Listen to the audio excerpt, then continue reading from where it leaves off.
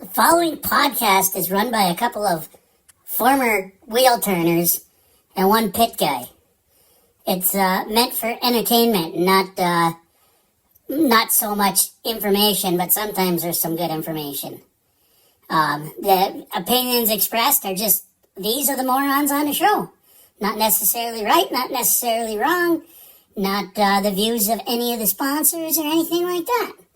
So, these guys, they're going to be talking, they might swear here and there, so if that offends you, either grow up or get a little permission from mom and dad.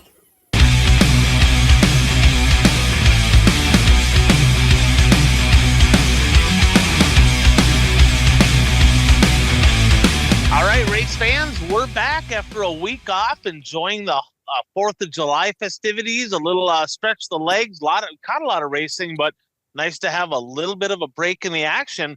But we're back bringing you episode number 231. Of course, I'm Ryan Aho. We got Coach Jeff Krause in the house and the one and only Bert Lehman.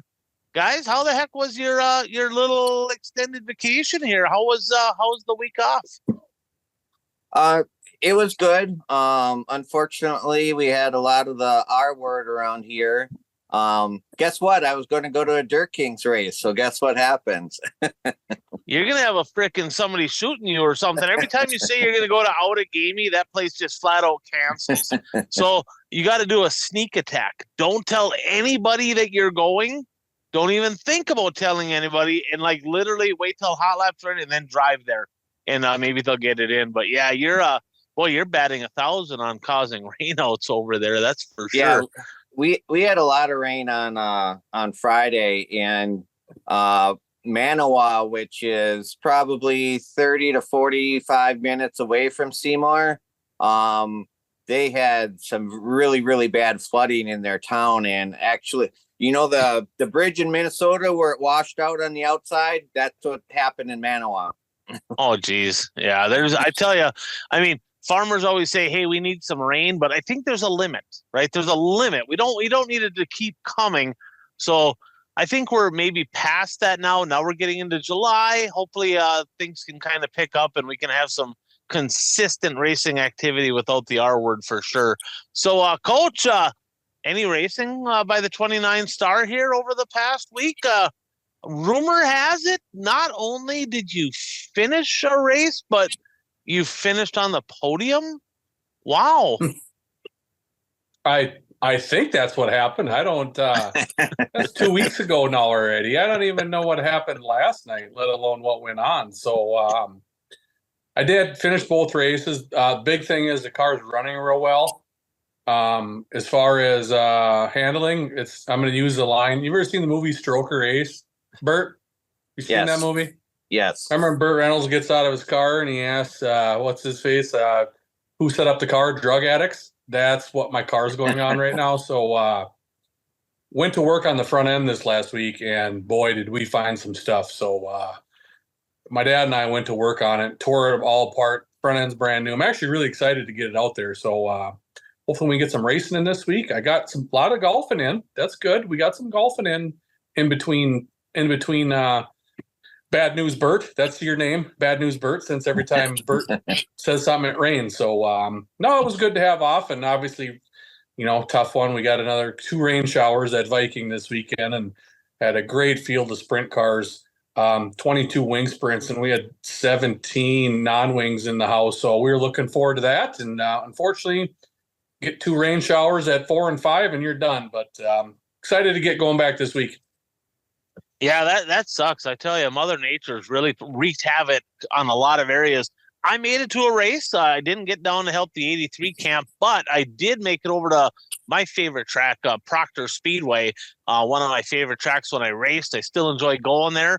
Went there for the XR the XR Super Series event, and great event over there. They got done. I think it was like a 3-hour window. Pretty solid car counts in the support classes as well. And overall good racing. I got to spend some time with my dad. My pit guy Changa was there, and just a great time. Actually, Uper Jeff made the trip up there as well. So pretty cool to spend some time with those guys. And I literally had to bug out right after the races. I didn't get to stick around and go see some people, but got to see a few people. It's always fun to get back to the roots up there in northern Minnesota. So guys, let's start with the top moments and stories. I don't want to say of the week, kind of over the last couple weeks, I guess mostly of the last week, but brought to you by our friends over at Fastlane Motorsports and Powder Coating of Ashland, Wisconsin, proud sponsor of the #1 series in all of Wissota racing, the Northland Superstock Series. And if you need custom powder coating, fabricating, a galloper chassis, any kind of parts, you name it, the guys up in Ashland, Wisconsin at Fastlane, great group of guys. I know Chris personally. He sponsored me back in the day, and just a great guy all around. So give them a shout, and they'll help you out any way they can. So guys, number 5, milestone win. Nope, not that guy. Not that. We'll get to that guy. Dexton Cook. Career win number 100 for the 78K, and probably, in my opinion, and Kraus, you watched all the Superstock series races, I would have to say this was the best one, and they were on point at the Rice Lake Speedway. A great battle up front between him and Matthew Larson. Joey Jensen leading that deal. Great field of cars. I think, would they have 49 or something like that, Supers? Joey Jensen looked like he was going to win that deal. Yellow comes out. He pulls in the pits. I never did find out what happened to Joey there, but tough break for him. But then Matthew Larson, of course, third-generation driver. Dad is the B1 bomber. He ran a hell of a race. Moving around on the track, and Dexton Cook was in flat-out attack mode, and the track was unbelievable. He was trying low, middle, high, diamonding, doing everything he could, and finally threaded the needle, coming off 4 and parked it in victory lane. A big win for him, career win number 100. Very tight point battle, guys, in the Fastlane series. Right now, Terrence Spacek with a 10-point lead over Dexton Cook, and last year's winner, Dylan Nelson, 17 points back. 2 races to go, and that is July 27th and 28th at Ogilvie and at Granite City. But a great race there. So, Kraus, what was your thoughts, on watching that? We were texting a little bit during that race. Is that about the best you've seen Rice Lake in a long time? Yeah, I think so. I think the other thing is, Ryan, we gotta welcome Dexton Cook to the 100 win club in the Superstocks. I know I'm there, and I know you're there. So, congrats to Dexton and welcome to the club. Maybe Bert can make some sort of a sign for us for the 100 win club in the Superstocks or something. But congrats to Dexton.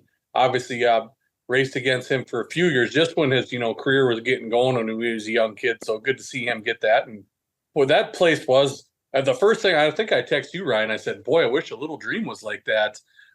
We would put on a whale of a show." But good to see the track like that and get on 49 Superstocks. That's just crazy right now. And you could have gone.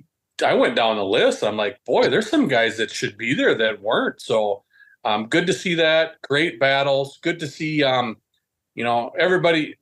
No one goes to the racetrack, Ryan and Bert, and say, that was a great battle for 4th and 5th. You know what I mean? It still can be a good race. But at the end of the day, people want to see the battle for the lead. They want to see it come down to the last lap. They want to see it come down, to the checkered flag. So good job for Matt and Dexton for putting on a show. And like you said, they weren't holding back either. They were driving hard and getting after it. Yeah, and that's win number 12 on the year for Dexton Cook, and right now kind of leading the way in the Wissota Superstock division and hungry for his first national title. So good luck to Dexton Cook the rest of the way. Number 4 on what maybe possibly was the race of the week. This happened at the I-94 Speedway, Modified Thriller. Coach Kraus, you watched this one. Bert, I don't know if you watched I-94 this past week or not, but Kraus, I know you did, but holy balls, what a race up front between winner Ryan Gerke and Brady Gertis. PPO started up front, and he said, man, it ain't running right, fell back to 6th, pulled the engine out, late models on point, but of course not the modified. But what a battle. I mean, several laps, lap after lap. Dirt Race Central has the action. They even had a little clip on Facebook. Your thoughts on that race at I-94? Yeah, the first thing I saw Brady Gertis signing in at Viking Speedway on Saturday, and I go, boy, you're a nice guy. You're a little too nice. And his dad was standing there, and they're kind of like, I'm saying, I I said, Brady, with 9 to go, I thought you had a chance to take his lane away, get to that top. And he's like, yeah, I was just so good on the bottom. And, he goes, I was getting a little dirty up there. It can get crummy up there, 994. Maybe it was going to go away. Easier to screw up when you're on the high side too. You get into the wall, jump the cushion. He's like, oh, I just thought maybe he was going to make a mistake, and I was really good on the bottom. And I just said, hey, thanks for putting on a good show. Again, first and second place guys, and Gerke and Gertis, a young kid, and Brady's kind of the veteran now in that deal, but both from kind of the same area down there, grew up knowing each other, so it's good to see them battle. TPO was leading. Travis Sauer was up front. Avery Anderson was up front again. That's a heck of a mod field over there at I-94, and great to see basically a photo finish. Yeah, a couple of Villard boys out front there, and Brady Gertis, one of my favorite drivers to watch, always has absolutely badass looking race cars. Little soft. He wouldn't cut it in the Superstock class, not with us. There's no way. He wouldn't cut it. Super clean driver. You don't see him tearing up equipment very often, and he'd probably have quite a few more wins because he's been in contention for a bunch, but he's not the guy. If you're next to him battling for the lead, you know darn well you're probably not going to get sideswiped. Unlike, did you see that USRA late model race at Cedar Lake? Did you see that? Holy shit. So in the heat, so I talked to Dano. Dano was over there, and he said in the heat race, Matthew Larson absolutely punted Josh Wallstrom in the heat race, right? So Bert, they come into the last corner. Wallstrom, Matthew Larson turns it in there, and it looks like he's got it won. And Josh Wallstrom just absolutely pile drove him for the win. I mean, just flat pancaked him. I'm like, wow. I will give credit to Matthew Larson for hanging on to that deal and not spinning out because he took a shot. But he said in victory lane, he's like, well, he's kind of given it to me the last couple times. That was a little payback right there. I didn't realize what happened in the heat. I only saw the feature. I'm like, holy shit, what a hack. Well, kind of a little payback there, but those guys played a little bit rougher than they did in that mod race at Fergus. All right, guys, number 3. Super late model action in the Gopher State. Well, mostly, right? There was a race in Wisconsin as well, but a pretty darn good swing, rolling, World of Outlaws, XR in the middle, World of Outlaws at the end. I-94, of course, failed to rain. Ada, Norman County Raceway. We'll start there. I'll kind of recap just really quickly, and then I'll let you guys chime in and touch on your thoughts on this overall swing. But Norman County Raceway, first ever trip for the World of Outlaws. Heck of a race. I made a lot. Me and Kraus both raced quite a bit up there in the supers. One of the better races I saw, of course, Nick Hoffman getting it done up there. Grand Forks, they actually switched. They went to Sunday, I believe it was. And Brian Shirley, who's kind of struggled most of the year. Good to see him find victory lane up at the River City Speedway. And then the XR swing had a 3-night swing up in northern Minnesota, Proctor Speedway. The smooth operator Bobby Pierce getting it done. Then they went over to the Gondik Lost Speedway. Hoffman won again. And then Ogilvie for $50,000. Bobby Pierce winning his first of 2 $50,000 to win shows. Deer Creek, of course, had the Gopher 50. Probably one of the better day races you'll see on that first prelim race. Of course, the Reaper, Ryan Gustin, and Brandon Shepard were the prelim winners. Bobby Pierce winning $50,000 again, twice in the same week. Hell of a week, kinda, because he also blew up a couple motors, right? So it's kind of one of those deals. You win $100,000 in 2 races, and you shell out a couple motors. You're kind of spending a lot of that money you just brought in. Then they went to Fairmont for an XR race on, I guess, what would have been Sunday, because today's Monday. And Gustin getting it done there. Brent Larson capping off the swing with a second place finish. I have some notes. I have some tidbits, but I'm going to let you guys take the floor. Bert, let's start with you. What stuck out to you? Highs, lows, action, drama, anything that you may have from the whole swing here of super late model racing up in the Northland? Well, like you said, I mean, at the Gopher 50, I mean, they had to juggle their show because of the weather, but normally when there's day racing, it's, normally not very good, but that was actually a very good feature for a day race. So, hats off to them for getting track in good condition. I did find it funny. I don't know if you guys saw Turbo's interview about Gondik Law Speedway and why he wasn't going there. He's just not his cup of tea, he said. And no fucks given. No fucks given. He says what's on. Some people hate him for it. Some people love him for it. But he says what's on his mind and literally does not give a shit. He'll say whatever comes to mind. And he wasn't so politically correct, Bert. He said, Gondik Law Speedway, nothing against them guys, right? Not on the fun tour. I've been there, didn't like it, not my cup of tea, didn't make the fun tour. And it's like, and they played that over and over the night of the Gondik Law race, which was like mind-boggling. Oh, did they? That was weird. Yeah, they did. It was weird. It was weird. But yeah, that was interesting for sure. Yeah. And then, we've talked on the show about drivers complaining about things, and there seemed to be a lot of controversy about water trucks over the past week at some of the tracks.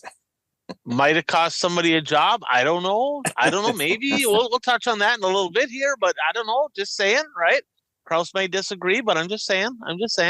How about Moyer, right? I mean, so you got the two GOATs in dirt late model racing, Bloomquist, Moyer. Bloomquist upside down at Eldora, pretty hard, pretty violent one, and then Moyer. Holy shit, that was wicked. I bet he's a little sore today. What do you think? Oh yeah, I bet he's more than a little sore. I mean, it was good to see him walk away from that wreck, because that was a very violent wreck. And I mean, speaking of the Bloomquist wreck, I know that happened a while ago, but for some reason over the last week on Facebook, I saw an aerial view of the Bloomquist flip, and it's as clear as day. Bab came down on him. Right. Racing deal. I don't think he meant to dump him into the fence and roll him over, but yeah, it was just a lapse in judgment there for sure. Thankfully, both of them are as okay as they can be. They're not exactly spring chickens by any stretch, but Moyer, I tell you, it's hard to say. Is he going to be back in the car? He's running one of Cooney's cars. Dano told me too that Cooney had I didn't know this, but sounds like Todd Cooney had a stroke. So I didn't realize that, and that's why he's not racing, and that's what opened up the door and for Moyer to be driving his other car. Pretty quiet about that. Did you guys hear anything about that? Yeah, I mean, yeah, hopefully strokes are no joke, right? I mean, that's a pretty scary deal. So hopefully he's on the mend, and hopefully kind of gets back to being as normal as he can be. So anything else there on your end there, Bert, that stuck out from the super late model stuff here, World of Outlaw or XR? I mean, Bobby Pierce has proven that he's the class of the outlaw field, and XR is just he's got some motor gremlins right now to figure out on. So those are the main things that I had. I may think of some other ones while you guys are talking. Kraus, what do you got? Well, it's the only thing I have is I was pretty disappointed in car counts, to tell you the truth. Grand Forks led the way, but they have a good following up there, and they're the NLRA guys. They're not afraid to race with the Outlaws. It just kind of seems like they go everywhere else. None of the Wissota guys, and I get that rules aren't the same and engine package are the same, but Ryan Schaffler went down to Fairmont, the 7th place finish, came home with about $3,000. Did he not, Ryan? So, Bert, do you know who Ryan Schaffler is? No. Just a local kid from over in Hutchinson. I don't know if it's his first or second year in a late model. Quite honestly, he runs around the back. He's not highly competitive, very, very, very low budget team. On a regular Wissota show, he gets lapped every night, sometimes twice, right? Started 17th in the feature, got 7th. Now, I get it, 7 finished. But what Kraus said is spot on. He got $2,100 for 7th. And I believe, I haven't confirmed this, but I think he has an open trailer, and I think he was probably like the closest local, or he was hard charger for sure. I think he ended up with an extra $500 total there. I think he walked away from that deal with $2,600, which would be more money than he's ever made. So, hey, tip of the cap, Ryan Schaffler. That's a big night for him. Burdick, of course, in Proctor and Superior, he walked away with roughly $2,000, a little shy of $2,000 each night, or right around $2,000 each night, and literally only had to travel 15 minutes, right? So, so that's why I get it. You know, we're not filling the field with the World of Outlaws, the super late model guys, but when they come to town, support this deal, go race. I mean, some of these guys, I mean, who in their right mind would have said Ryan Schaffler's going to get 7th at the XR race and hard charger and walk away with $2,600? Nobody would have said that in a million years, I promise you, but he did, and I think it's great. So pretty cool deal for some of them guys to put some extra money in their pocket. Yeah, for sure. And the tough thing is some of these traveling series, Bert and Ryan, they might say, we're not getting the car counts up there. We're not going to come back. You know what I mean? So it's get out there and support. I mean, I get it. And it's like I said, but Burdick, I think Burdick at Superior qualified like 7th or 8th in his group. Did he not? Something like that. And I get them steel engines. You can see the handling with that stuff and get like that. But tell you what, especially if you're a WISSOTA guy, I think those guys are going to make you better racing against them too. You're racing against the best of the best, and hey, now I got to tune on my car. I got to make sure it's ready to rock. So just a little disappointed that some of these guys don't show up and race, and especially with the crowds. I think you could get bigger crowds if all of a sudden you see 20 WISSOTA guys going against 20 World Outlaw guys. Now all of a sudden you're sitting 40, 45 cars, completely different deal. So, and whether they're at a disadvantage or not, people still want to see how they're going to do against them. So that was just one thing I was a little disappointed about. And like I said, great to see. I raced against Ryan Schaffler for years in the supers, and good guy, travels around with his wife. Sometimes his father-in-law comes with a little bit, and cool to see him support that deal and get there. And I just wish we could see. I'd like to see more support. I'd like to see no rhyme or reason why we can't have 40 cars at these events with our WISSOTA guys. And I think we got to work with schedules too, with tracks, make sure we're not running on top of each other, things like that. So that was my one takeaway from it. I thought the racing overall was pretty decent, and those guys put on a show. Wherever Pearson, Bishop, and those guys go, they're going to put on a show. It's good to see them up in this area. I think you just want to see more cars at all the shows. Yeah, and I thought some of the racing was pretty good.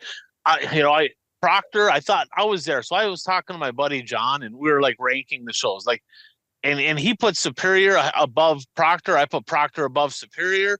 And I think I was at Proctor, he was at Superior. So it was kind of interesting. It's like, I think he automatically, Bert's talked about this, you can see different battles on the track when you're there that maybe you can't see on the stream. So I think the actual activity being there, the environment makes it better.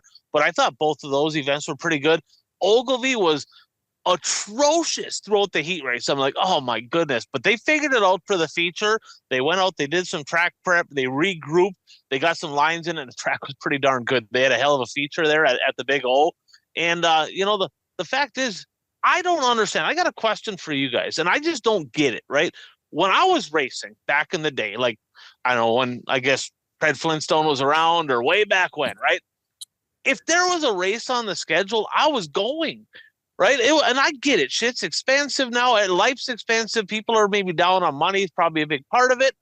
But holy balls. I mean, it like literally in my situation, I was pretty fortunate. My parents helped and whatnot. But I wanted to race. I mean, I had a race car. I wanted to race every single freaking show possible. If I could hit 100 shows, that was my goal. I was in the 90s. Then you see XR comes in. They have a 50,000 to win show in Ogilvy. And you get like Jake Tim and Dustin Sorensen that are a stone's throw literally in southern Minnesota, and they don't come up. And I get it. Deer Creek's their home turf. They're looking forward to the goal for 50. It's at their home track. I get it, but it's 50,000 to win right up the road. Why are they not there? I'm not judging them or whatever. I mean, it's their dollar, but it's a head scratcher to me. I don't understand. Does money no longer motivate people to come to a race? I mean, 50 grand to win, you got 31 at Deer Creek, and right around 30-ish, mid 30s, low 30s at Ogilvy. What motivates people? I mean, tonight, 20 grand to win at Lincoln. Would they have 22 cars, right? So I don't understand. I'm confused. And then you see like a Hell Tour race. I think one of them had high 30s, right? Just depending. Fairbury had a big car count. That was 10 grand to win, and they had like double the cars. It's unbelievable. What? Punch the buttons below, right?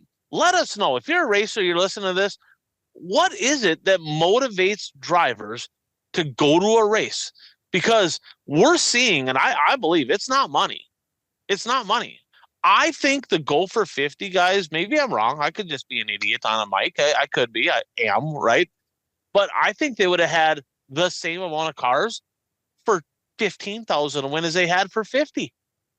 So what if you're a track promoter and you're looking at it and going, why the hell should we pay 50 grand? We're going to get the same freaking cars for 15. What's the point? I'm just saying, if drivers want big races and big opportunities and big payouts, got to support them, right? Otherwise, don't be upset when they're gone. I mean, kind of got critical of Granite City, the promoter there, James. He put a post and I kind of digged on him. I didn't do it online, but we were in a text going, he's kind of chewing out the drivers about not coming. Like, he's not wrong, right? I mean, he does have the best payout in Wissota, and nobody goes to his track, so it's like money does not motivate drivers. I don't get it, right? I don't get it. And promoters are going to get sick of it, and they're going to flat out quit paying. So in your guys' mind, what is it that you think motivates racers to show up? I think some of it is the prestige of the event. Like you said, I mean, the Go for 50, they could pay 15,000 and they would, get the same amount of cars as what showed up for 50,000. But we've talked about this in the opposite too, about mod weeks down in Florida where they pay $700 to win the feature, and they have 100 cars racing. And Ryan, I know you've complained, well, they got to up the purse. Well, why would a promoter up the purse if the cars are going to show up anyway? Right, that's exactly right. I mean, if they're already getting over 100 cars at Volusia down there, and they're paying essentially 700, 1,000, I think they pay $5 grand for the final night. Well, if they're already getting a full field of cars, there is absolutely zero reason, none whatsoever, for a promoter to be like, well, we better throw more money at this. Why? They're already there. You ain't gaining anything. Why would you do it? And when they and it kills me, especially the local guys, because there's several local guys in the area that have open engines. They have engines, they have equipment, and they're just simply not supporting the show. I don't understand why. Clearly, like we said, it's not money. I mean, it's a head scratcher. Kraus, you got any insight on this? What's your thoughts? Yeah, I don't know. I think maybe there's probably a little turbo going on there. I don't like that track. I don't like racer. I'm not going to go. Tough weekend for racing too. This 4th of July weekend too. It's you know what I mean. It's almost to the point where it was a few years ago. There was like the 4th landed like right on the weekend. No one was raced. I mean, people were afraid to race. We took the weekend completely off at Viking, and I think that has something to do with it too. It's kind of a midsummer break. But as far as the throwing more money at them and people now, Ryan, I got no idea. It's a brain buster. I have no idea why. Like you said, you could have 1,000 to win and get 20 cars, and the next week you'll have 250 to win, you'll get 24 cars. Yeah, I don't know. It's tough. It's super tough. But like I said, I think there's some guys that just run the Challenge Series, and they're not going to unload their car or do anything else unless it's a Challenge Series race. Just because that's 20 some shows, that's all they want to race. They don't travel. So there's a lot of things that go into it, but it's just mind boggling. Like you said, 50 grand, Deer Creek, and there would have been multiple Wissota guys to make those shows. And it's $2 grand, 2,500 just to start them things. So I don't know. I have no idea. It's a head scratcher. Yeah. Punch the buttons. Let us know below. Bert, what do you got? Well, I was just going to state, we kind of have the same issue in Eastern Wisconsin just for weekly shows and stuff. Just for an example, this past weekend, there's a late model driver who posted on Facebook, I'm not racing this weekend. Nothing. I looked at the schedules and nothing appealed to me. And then later in the evening, he posted on Facebook, oh, Moyer's going to be sore after that one. So he was sitting home watching the Go for 50. And I'm telling you right now, right? It's I think money has a lot to do with it. Maybe people are broke; they're not traveling as much. I don't know, but I just don't think there's not as many passionate racers as, or maybe a different kind of passion than there was, say, 15, 20 years ago. Because, I mean, literally, you got back in the late 90s, early 2000s.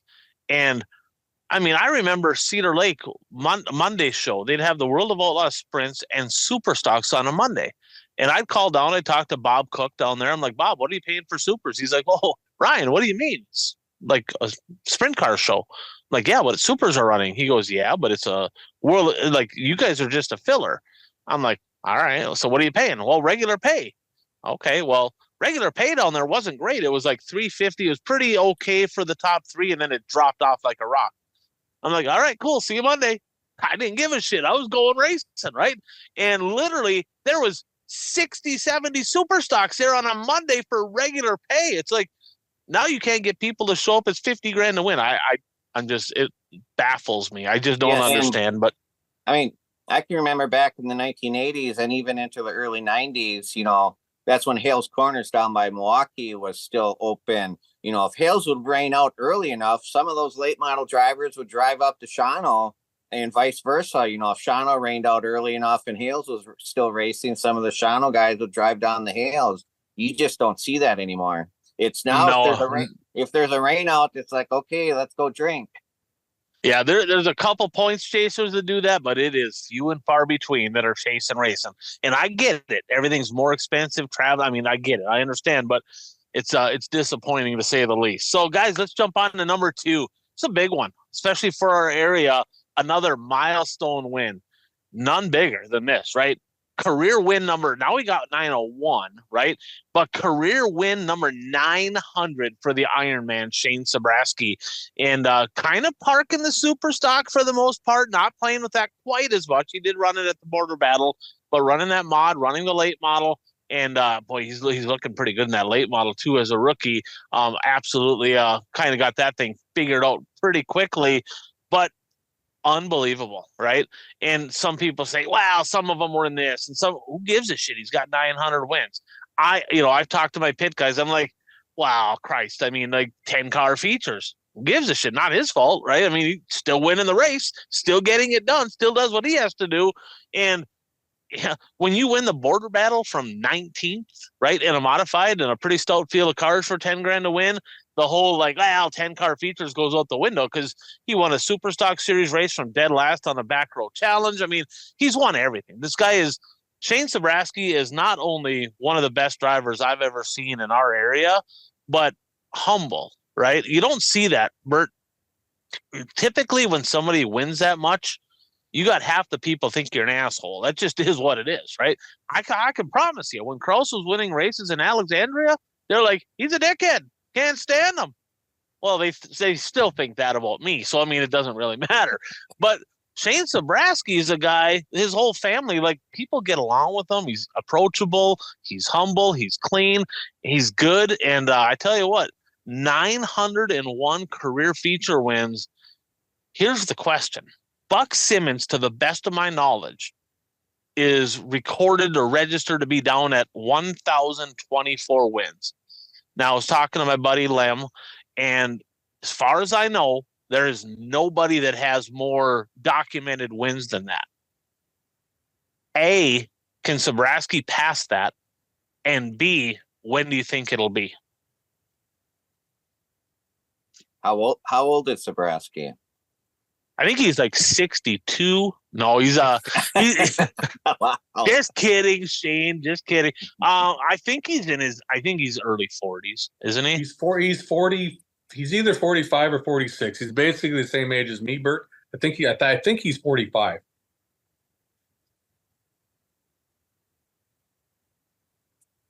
Wisconsin math over there. It takes a little bit longer for them. Wisconsin. Take your shoes, Bert. Take your shoes off. Take some time. We're gonna take a break here, folks. Bert's gonna take his shoes off. Start counting.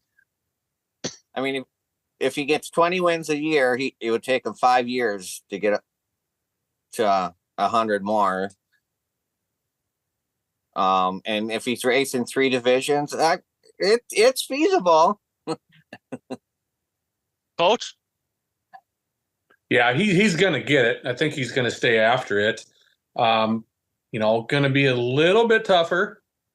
And no, maybe not. Who knows? I mean, sometimes that mod field might be tougher than the late model field right now. Who knows? Depends on where you go. And he, like I said, he's done his time. He did his time with the Midwest mod, then jumped up to super and mods, and is in the late model now. And so he's definitely gonna do it. He's gonna get to 1,000. I don't know when that's gonna be.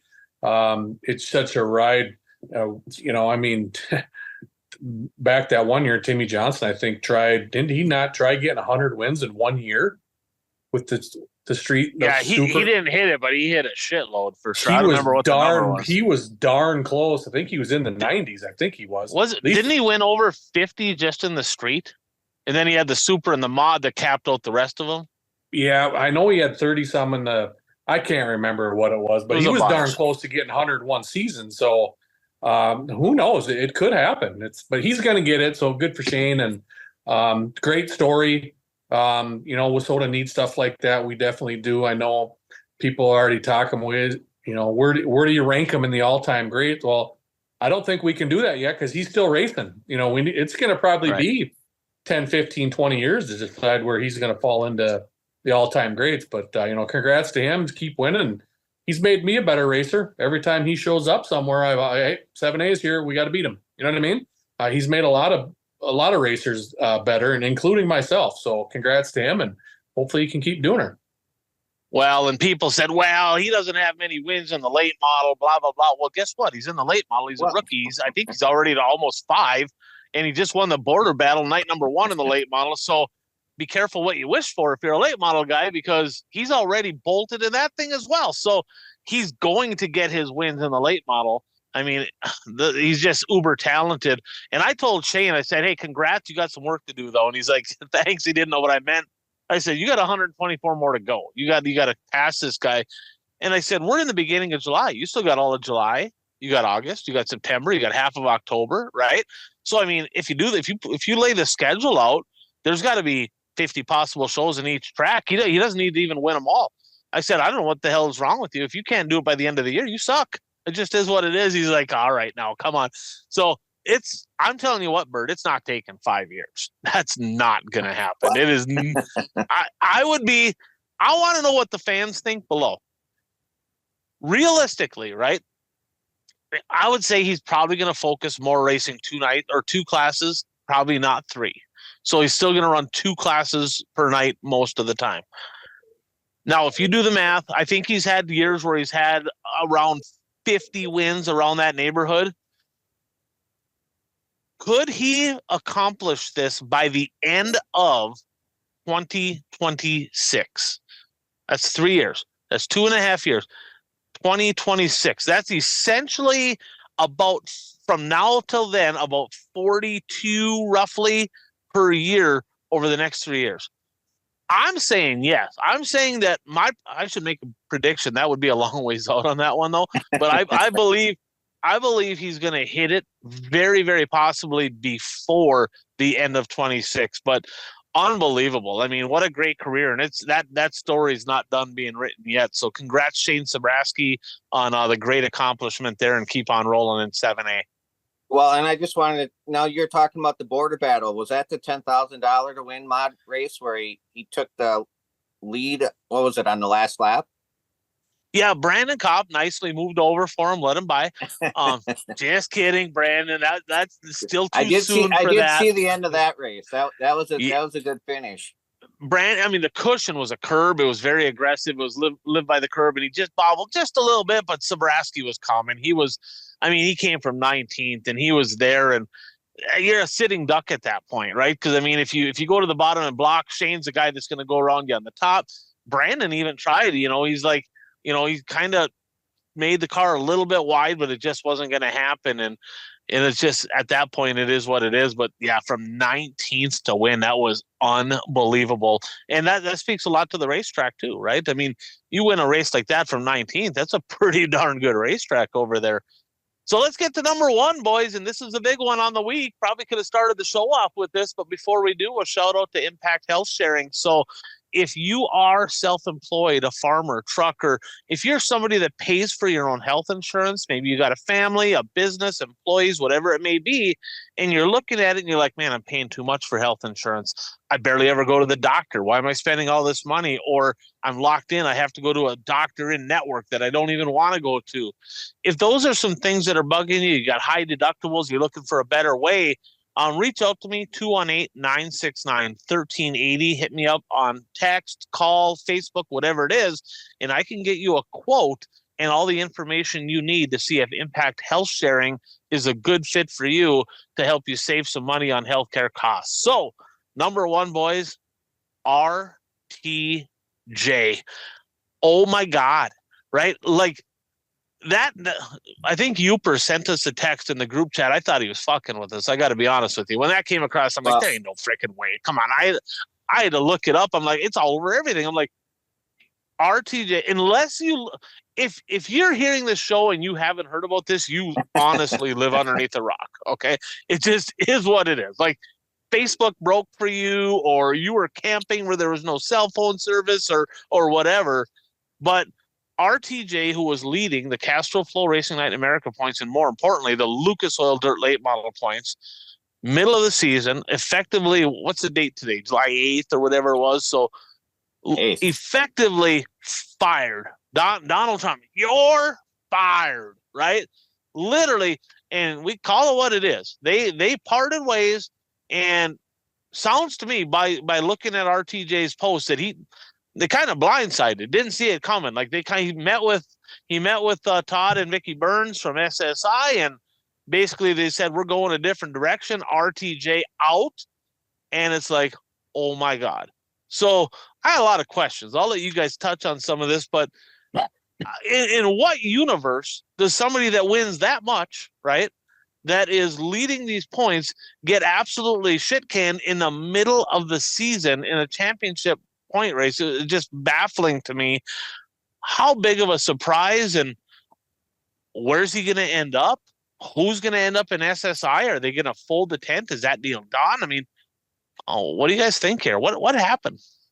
I saw it on Facebook before I saw it in the group chat, and I saw it and I had to double check to see what the source was, because I was thinking, is this one of those websites with fake stories, just to get you to click on it?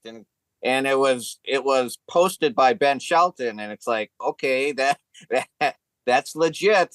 And I was completely shocked by it. This has been a strange year. I mean, we had Hudson O'Neal leave Rocket One earlier this year, and now RTJ parts ways with the team that he was with. I would assume he's going to get a ride, but is it going to be the quality ride that he was in before? Even if he gets a ride, he's not going to have the same crew members that he had. How much of a difference did those crew guys? I'm assuming the crew guys stayed with SSI. I'm not sure. It really hasn't been announced. And obviously your first thought is that Hudson O'Neal will go to SSI, but I've seen no confirmation or anything regarding that. And the amazing thing about this too is when Hudson left Rocket One, I mean, there were rumors all over the internet for 24 hours before it was made official, where this was nothing until, okay, this is what's going on.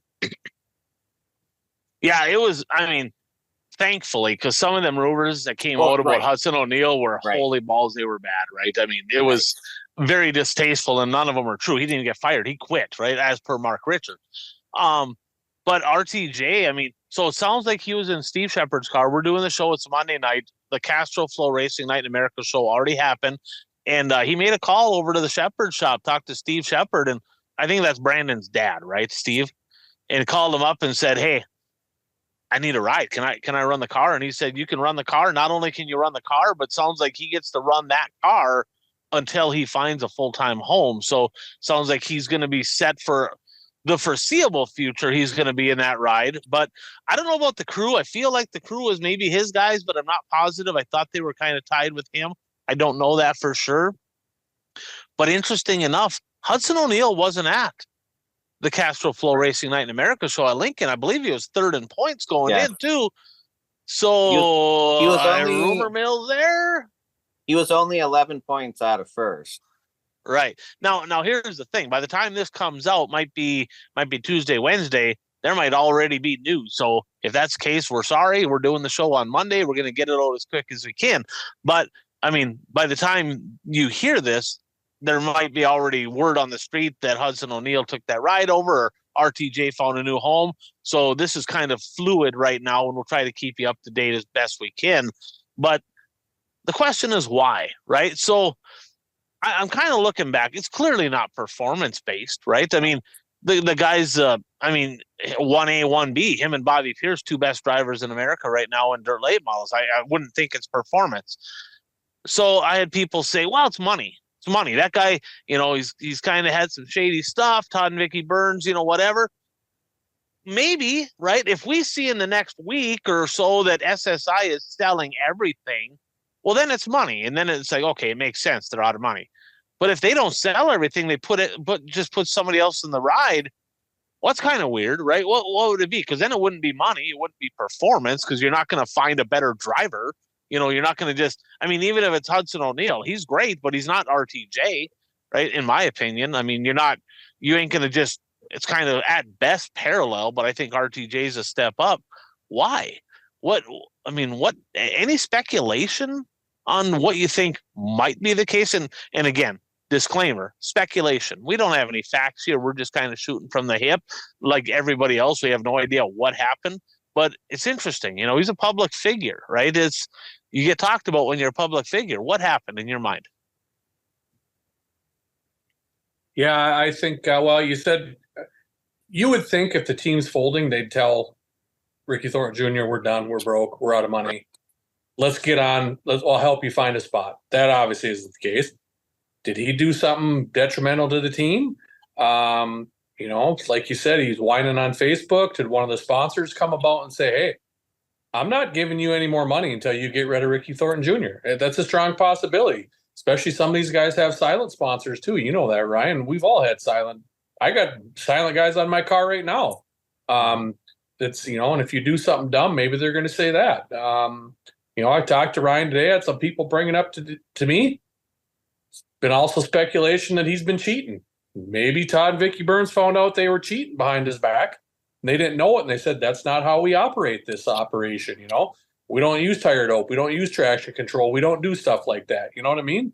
So there's different things that pan out there. So it's, I don't know, weird situation. I think, Ryan, I don't know if you said, but I'm almost positive Steve Shepard called RTJ and said, you can run my car. Did you read that article today? Yeah. Because Brandon made a post and said, man, my dad's the best guy in the world. He offered his car to Ricky Thornton Jr. He did it right away. So that was cool. And they were over there all night, got the seat. And tell you what, he was 40 in that thing night, drove from 20th to 7th. And he was fast at the end of that race. So it'll be interesting to see what pans out this week. But I mean, this is a rock the late model world here. There's no doubt about it. Mid-season, number one driver in the country. It's definitely and I text Ricky Weiss last night. I text Cody Overton last night. I text Turbo last night. They were all shocked. They're like, are you kidding me? What's going on here? None of them had heard anything. Sometimes there's rumors with the drivers and stuff like that. And I text Ricky for actually probably about a half hour last night. And he's like, man, this is absolutely crazy. So, shock the world, and he'll land on his feet. He's going to get a ride, and he's going to heck of a storyline now if he wins that Lucas Oil Championship this year. He's got chips on both his shoulders right now. They're both ready to break. So he's going to be ready to rock, and it's going to be fun to watch. For sure. And Bert alluded to, earlier in the year, kind of the turmoil, right? Hudson O'Neal quits. T-Mac leaves his ride, goes to Rock at 1. And then let's not forget, Pierce, Moran, Bronson all get caught doping tires, right? So there's all this drama going on in the racing world. And next thing you know, RTJ's sitting back there going, I'm just going to eat popcorn, watch this shit happen, because I'm good, right? I'm good right now. And bam, all of a sudden he's done. And blindsided, right? I saw a post from Shay, his wife, saying, it affects them, not just Ricky. If he's a single guy racer, whatever. But the family dynamic's a whole nother deal because they built a house in Martinsville, Indiana. They're looking at kindergarten here in the next few weeks here for the kid. And it's like, now what? Now they ain't going to live in Martinsville, Indiana anymore. They're going to probably move, get to ride somewhere else. They're going to have to move. So now they're going to sell their new house that they had built. So it really affects a lot of people, not just the driver. Bert, any thoughts? I do have a couple thoughts, but I'll let you touch anything that you think. What could be the reason for this? I mean, is there anything that sticks out in your mind? Well, I mean, the first thing that I thought of, and we've talked about this on the show. I mean, we talked about, it seems like since Ricky didn't win the championship last year after the season that he had, that he's had a bigger chip on his shoulder. And like you said, he's made comments on Facebook and about, the water truck and that sort of thing. But he was commenting on Facebook even before he was in that late model ride. I mean, I remember he raced at the Clash at the Creek at 141, and they decided to do a redraw for the top 10 in points. And, he was very vocal on social media and stuff. But, my first reaction was that there's got to be something behind the scenes. There's a clash between the owner and Ricky. And I was thinking about this today, when Hudson left Rocket One, our group chat, some people said, I think Ryan, you said this too. I mean, when you're with Rocket One, you got to just suck it up and, do whatever you have to do to stay with that ride. I mean, looking at it from the other perspective now with the owner, you could say, well, the owner, if you want to win, you got to just suck it up and live with that attitude and, you're going to win. So, but I haven't heard too much of that from regarding the owner versus when O'Neill left Rocket One. Yeah, I mean, it's interesting, right? So O'Neill left Rocket One. He wasn't fired, so that was different dynamic here. But attitude, right, is the number one reason for people losing their jobs, right? And quite honestly, this is the job. This was his career. It wasn't performance. So something happened internally. Now, Kenny Wallace had like a deal on Facebook today, and Kraus, you sent it over, or you told me, hey, it's on Facebook, watch it. And his idea behind it, it's all money. It's all money. It's literally they're out of money. It's too expensive. Well, if we see them in the next week or two selling everything, okay, then he's right. But if they don't sell everything, they put another driver in. I'm sorry, Kenny, but it's not money, right? There's something else, because if they keep a car on the field, out in the field with somebody else in it, clearly it's not money, because there's not a driver out there making more money than him. And I don't think it's money either, because, and Coach said this before, if it was money, the press release would have been SSI is closing shop. Ricky Thornton's looking for a ride. Where the way it's done this way, it makes Ricky Thornton Jr. kind of look in a bad light. Where, if you had a good relationship with your driver and you were shutting the doors, you wouldn't put a bad light on the driver as you're doing it. Yeah, I feel like we'll know more in short order, right? I mean, I think we're going to have a lot more information on this in the days to come. So I might have to jump onto an emergency episode for a short little 20 minutes if something interesting happens. But I tell you, it's definitely rocked the late model world right now. One of the best to strap into a dirt late model out of a ride. Absolutely mind-boggling, not performance related. I mean, somebody says, Brent Larson passed and whooped his ass in Proctor. Maybe they had enough of that. Well, Brent's been pretty quick with the new cars, so I don't know. And that was them trying to be funny, but the fact is, man, I think he'll fall on his feet, though. I think he'll find something.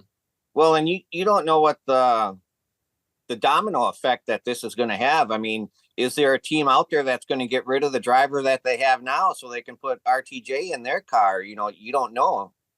Rocket One. I tell you what, Mark Richards flat out wants to win. He's not in development mode. He's not in like, let's try to make our stuff faster. We're test mode. He's in let's go win championship mode, right? RTJ is in flat kill mode. I want to win. I want to win now. I'm telling you right now, there's a match made in heaven, right? Those two. Hey, what can you bring over that you learned with the Longhorn stuff we can apply? Let's go win. He is an absolute fit for that. T-Mac is not a fit for that Rocket One deal. He's just not. Great guy. T-Mac's a great racer, great career. That's not his deal. Rocket One could be a fit, possibly, for RTJ. That would be interesting right there. And then T-Mac could be on the outside looking in, which he'd find a ride somewhere as well. But stay tuned. She's gonna be interesting over the next few days. That's for sure. So, guys, let's jump into a little fan feedback here, brought to you by our friend Nick Hoff at Hard Charger Performance Specialties out in Sydney, Montana. Nick, of course, has over 20 years over that of experience building engines, everything from street rods to street stocks to late models and everything in between. Had a lot of success. Jeff Provenzino and myself, among many others, of course, have used his engines to success, won races with his stuff, winning races as we speak. Also, if you're a Wissota crate guy, and you're out in the western area, Montana area, he's the guy that can fix your crate. And let's be honest, it's a crate, so it will need fixed, and you got to bring it to a certified guy. He's the guy. He also is the only guy in the area out there that has a dyno where you can schedule time to tune your stuff up and get the most out of what you already have. So Nick Hoff at Hard Charger Performance Specialties, your go-to, and you can get a hold of Nick at 406-478-4437 and tell him we sent you over there. He builds good stuff. So I got a few questions here. I got one here from Jim. It's about teching. Hard to believe we're gonna rattle up the cage on the old Wissota teching again. What a shocker. So his question is this: two-part deal. Should tracks that have wall openings be disqualified from DQing a driver for a safety infraction? I'm like, boy, that's good stuff. So essentially, let's just face it, wall openings are dangerous. Shouldn't have them. There should be a gate. Wall openings are the dumbest thing ever. Should not be a thing, right? So Ogilvy this past weekend, they DQ'd some drivers. Two of them specifically, guys, for outdated seatbelts. Now, I get it. A rule is a rule is a rule, and it says in the rules. And let's face it, Keith Tourville won, right? He won the feature. He got DQ'd for expired seatbelts. He did win $30,000 last year at the Little Dream, so he could probably afford $200 to get a set. So it's kind of on him, right? Like, dude, get seatbelts. I mean, you know the rules, but he's raced 25 times in 4 years. Don't tell me them freaking seatbelts are bad. I mean, it's the dumbest rule ever, right? We don't need stupid ass rules like that. Furthermore, there's a guy in a Midwest mod. I don't know if you knew this, Kraus, but there's a guy in a Midwest mod on the roll cage. You know that new horizontal bar on the driver's side there? He didn't have that. And they basically looked at him and says, well, that's okay. Fix it for next week. You're either all in on the safety stuff or you're not. One or the other. This we're going to DQ these guys here. We're not going to DQ this guy over here. What the hell are we doing, right? Kraus, do you believe? I believe, I know what I think, but what's your thoughts? I mean, if you got freaking expired seatbelts, if they look at them, they're mounted properly, these things look like they're perfectly fine. Do you give the guy a week and say, don't come back until you fix it? I mean, are you going to DQ the winner for that shit? What's your thoughts? Well, if they're dated December 2018, yeah, I'd tell them I'd DQ them. Now, if they're like the ones I had last year that were dated June 2023, literally June 2023. And Bert, when you buy these things, you have no idea what date's coming on them. The rule says 3 years. I haven't had one last longer, more than 2 years. I've had them last a year and a half. You got to put them in mid-season. My ones right now are December, which, and I get, we're not racing year-round in Minnesota. Some people are. Let's use our head here and say, hey, if it was, because it probably was June. I guarantee it was June 2024 that was outdated. And you're what? 6 days? 5 days? 4 days? Let's use our head here. And then as far as the intrusion bar goes, Ryan, I mean, We had a huge discussion of that at the tech meeting, and that was a June 1st hard deadline. It's been in the rule book since 2023. Okay. So if you didn't know, if it took you a year and a half to realize that, and that's what all the talk was, that's your own damn fault for one. And it was a hard deadline of June 1st. And they let that guy go. They let him go. They're like, "Oh, just fix it for next week." So, well, you better not tell that. He got a free pass. You better not tell that to certain track promoters around there, because there were certain track promoters that had a double header May 31st and June 1st. And there was 20 guys with the welder out June 1st on that Saturday welding bars in their cars because they told them they couldn't race. And then now you're going to let someone go. Here's this communication part again. Is Billy getting this out? Is the tech committee getting it out? What area is it? It's just, like I said, it's the reason why there's drivers that don't go to certain tracks, because there's 3 or 4 tech guys there, and I'm not going there. I'm going to go somewhere where they don't tech. And a lot of it's just nitpicky stuff. So again, it's communication, common sense. We talk about it all the time. Use our heads. Let's have some common sense here.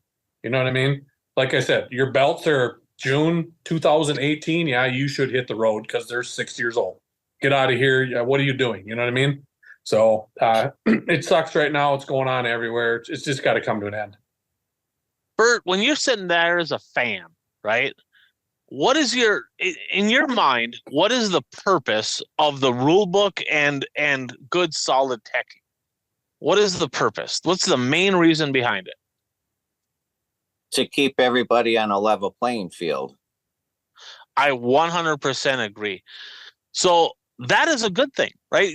Teching people to keep them honest, not having unfair advantages, performance-based stuff that's going to, they're flat out cheating to try to gain an edge. That's good. Teching that stuff is good. I'm all for that, right? But DQing people over absolute nonsense and nitpicking and literally creating more rules, Hornets, Bert. It's a starter class. It's a starter class in Wissota. Okay, they literally come up with a pipe dream, a new rule that if you take the power steering out, you're illegal. Literally, fucking half of the Hornets don't have power steering. Like half. Like the Chevy Cobalts, they're all parked. Everybody, there's 8 cars that race in Grand Rapids that called and they said, "We got to park our shit. We can't race." Like, because there's a recall on the power steering, for some kind of recall for the power steering on the Cobalts, where it's a big issue. Okay, I don't know all the details on it, but the drivers were up in arms. Back when I was in a hobby stock, way back when, 1990, you had to run stock type parts. If you could run whatever, if you wanted to run power steering, great. If you wanted to loop the power steering, the hose on the steering box, you didn't need. What the hell does anybody give a shit if you have power steering in your car or not for? Who cares, right? And so Wissota and the tech committee is creating all kinds of drama. And Kraus, I'm just going to ask you this. Is this making people look at this sport and be like, I just do not need this headache. I'll freaking get a different hobby. I'll go do enduros. I'll go to the lake. I'm not going to build a car, work all week, and go to the racetrack and get disqualified over some absolute bunch of bullshit that literally nobody cares about.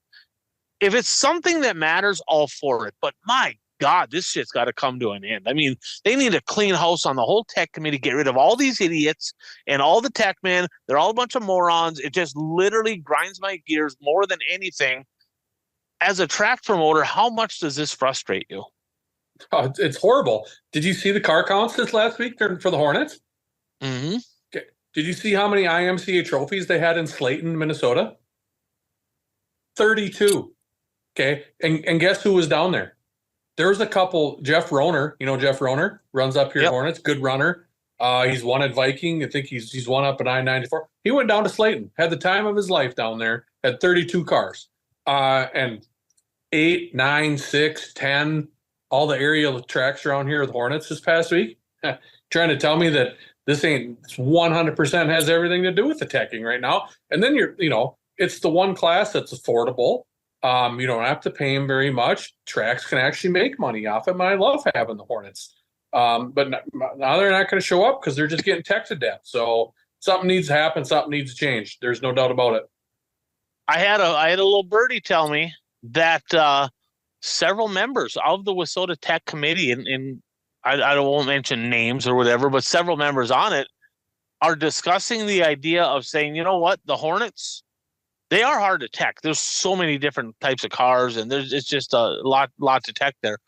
They're actually kind of talking about the idea of dropping them as a WISSOTA class and getting back to where every track can go ahead and just have non-sanctioned Hornets.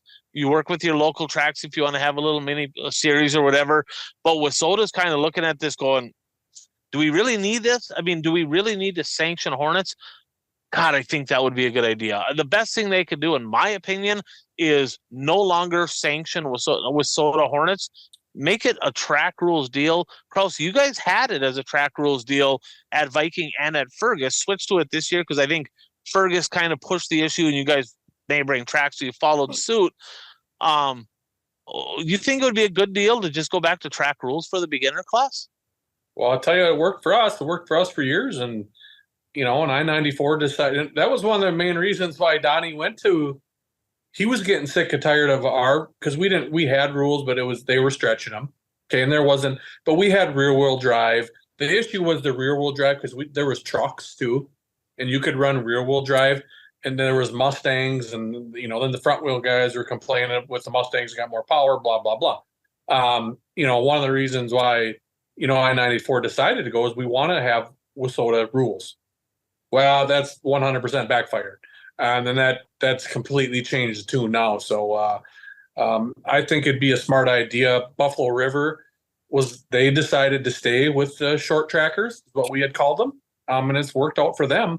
You go on social media and look, Ryan, the Hornet guys are nonstop and they're all, let's go run Buffalo River. Let's go run short trackers. Let's go run mini stocks or go run somewhere else. So something needs to be done because you're killing the beginner class. We don't have a beginner class and now you're killing it. Something's got to change. 100%. So yeah, get it together here, tech guys. Don't be screwing up a good thing. There's absolutely no sense in fucking with these guys.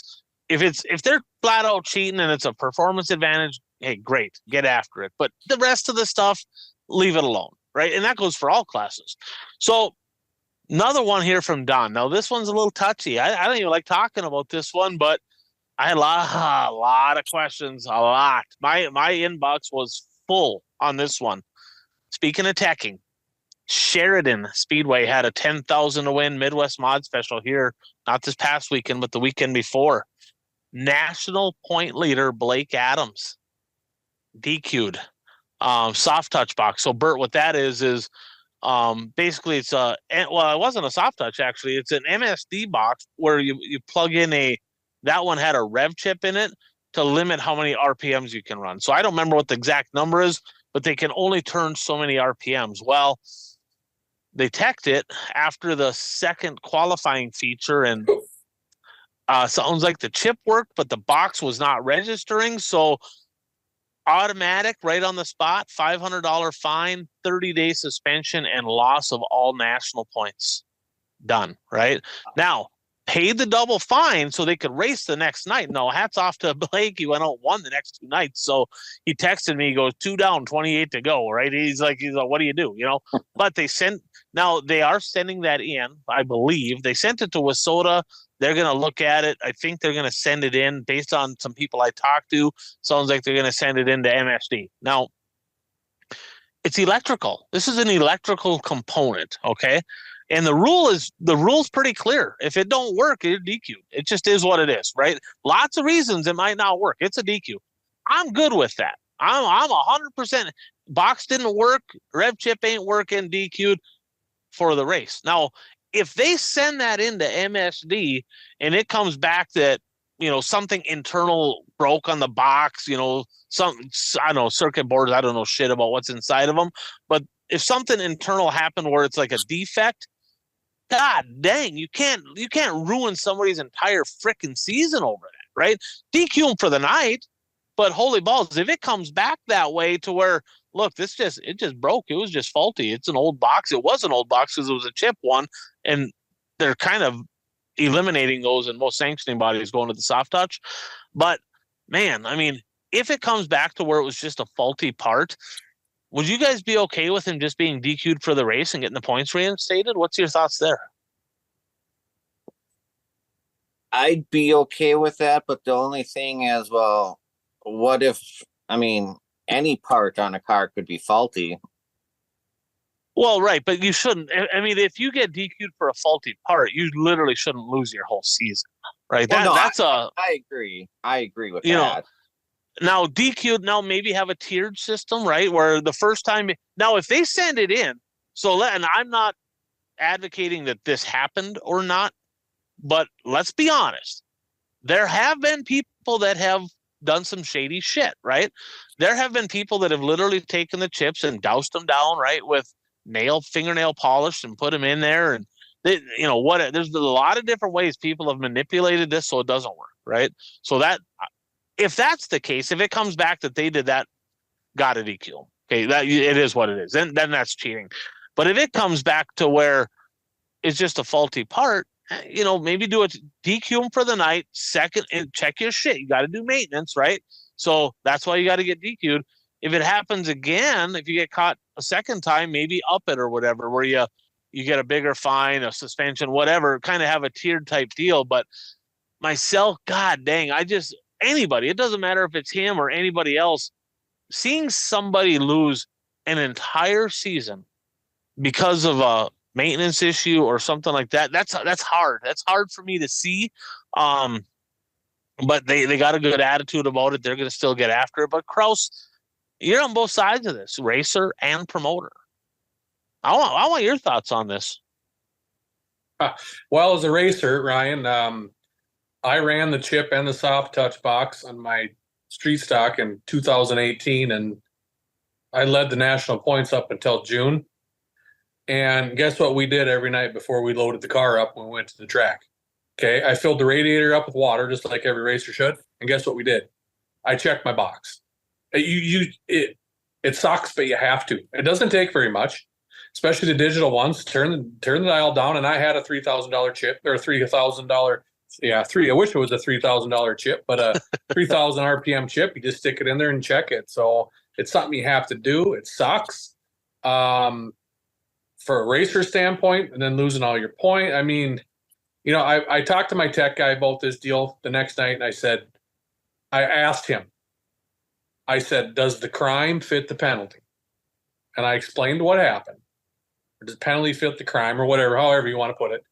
And he said, yes. He said, the issue is, if we don't, if you do a DQ for a race, people are going to cheat them nonstop because they don't check rev boxes every single race. You know what I mean? I'd have nail polish on my chip all the time if that was the case. And hopefully they didn't check it. If they DQ you for a race, they caught me. You know what I mean? So it's a super tough deal, Ryan. Guys are wiring them through their tacks. They got switches in their cars. I've had my tech guys crawling underneath cars looking for switches. Where are the wiring going? If that's the case, yes, you have to DQ them because they're trying to cheat. Electrical deal, if it's not working, you wiggle the wires and it works. I'm all for hey, first time offense, you're done for that race. If it happens again, you know what? You're out of Dodge. You know what I mean? So it's another common sense thing. Then my tech guy says, well, how do you know who's been suspended? Well, that's WISSOTA's job, Tracks. We're paying you, tech guy, and we're paying WISSOTA. Every track's paying a sanctioning fee. That's your guys' job to figure out a system. So super, super tough deal. I got a hard time believing they're going to overturn it because you're going to have 550 pissed off Midwest mod drivers if you do overturn it instead of having one mad driver. So you got to take a look at that in consideration too. So sucks. Drive all the way out there. Sucky deal. Big money race. Lead national points. From a fan standpoint, it's gonna be super fun to watch to see how many wins he can get, how many more if he can get back up in contention. That's gonna be cool, but tough deal. I don't know, Ryan. It's a tough situation all around. Yeah, it's pretty painful, and I think the guy that has the most Midwest mod wins it's Rodine, Joey Jensen, and Rodine. David Simpson. I think they're all right around 10, 11, 12, somewhere in that neighborhood. So he's still got 3 months. He's still, or 2.5, or I guess July, August, September, 3.5 months.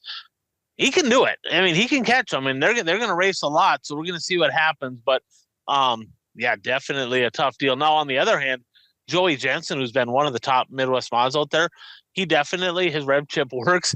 He was banging the chip literally several feet before the flag stand, halfway down the straightaway in Proctor, and absolutely curb stomped him. So he was banging the rev chip super early and still won. So is it really an advantage? I don't know, because it certainly didn't seem to hurt him there. So, yeah, tough deal for Blake Adams. Hopefully they can get that 40 car rolling.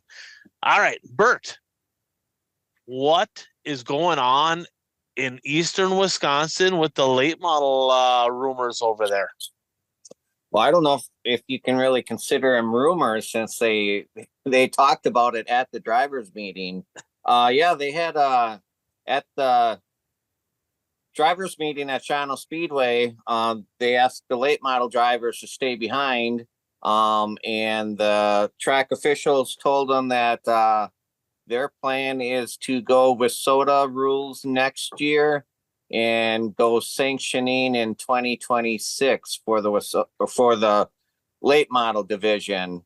And there were two people that were upset about it. And one of them, said, well, why don't you have the drivers? Why didn't you get the drivers' input? Why don't you have them vote? And so they actually had an informal vote at the drivers' meeting, and the majority of the drivers voted to go with WISSOTA rules. Now they didn't say if they've been in contact with WISSOTA yet about doing this in the future. But the track official stated that they wanted to go with WISSOTA rules because they want to make late model racing more affordable. They want to see, because right now there are no younger drivers going into that division at Shawano Speedway. I have my own reasons that I think that, IMCA is a big reason in eastern Wisconsin, because right now you can race an IMCA stock car or IMCA modified. There's more high-paying shows for those divisions than there are for the late models in eastern Wisconsin. So it's like drivers have more opportunities to race in those other divisions than late models. So I'm not sure if going with WISSOTA is going to solve that problem, but I'm not against it, because you have to try something. And from a fan's perspective, this is me just thinking into the future and what I would like to see. I would love to see a WISSOTA Late Model Challenge Series swing through come to eastern Wisconsin. Now, obviously, there's other things that could happen. Seymour runs 9 late model shows a year. Can they consider going with WISSOTA to try to get 2 tracks, that drivers can race at? What happens to Dirt Kings? There's still a lot of things that have to shake out into the future. But as of right now, it looks like the plan is for Shawano Speedway to go with WISSOTA rules for late models. Yeah, that's interesting. And I heard Anago might be kind of dabbling with that idea as well. So good for WISSOTA if that happens. All we need is Cedar Lake to get back in the mix. We'd be dancing over there in Wisconsin. But definitely interesting and good. It'd be good for like shows like the Red Clay, the Punky. Everybody be WISSOTA legal. So yeah, I was going to make that point too.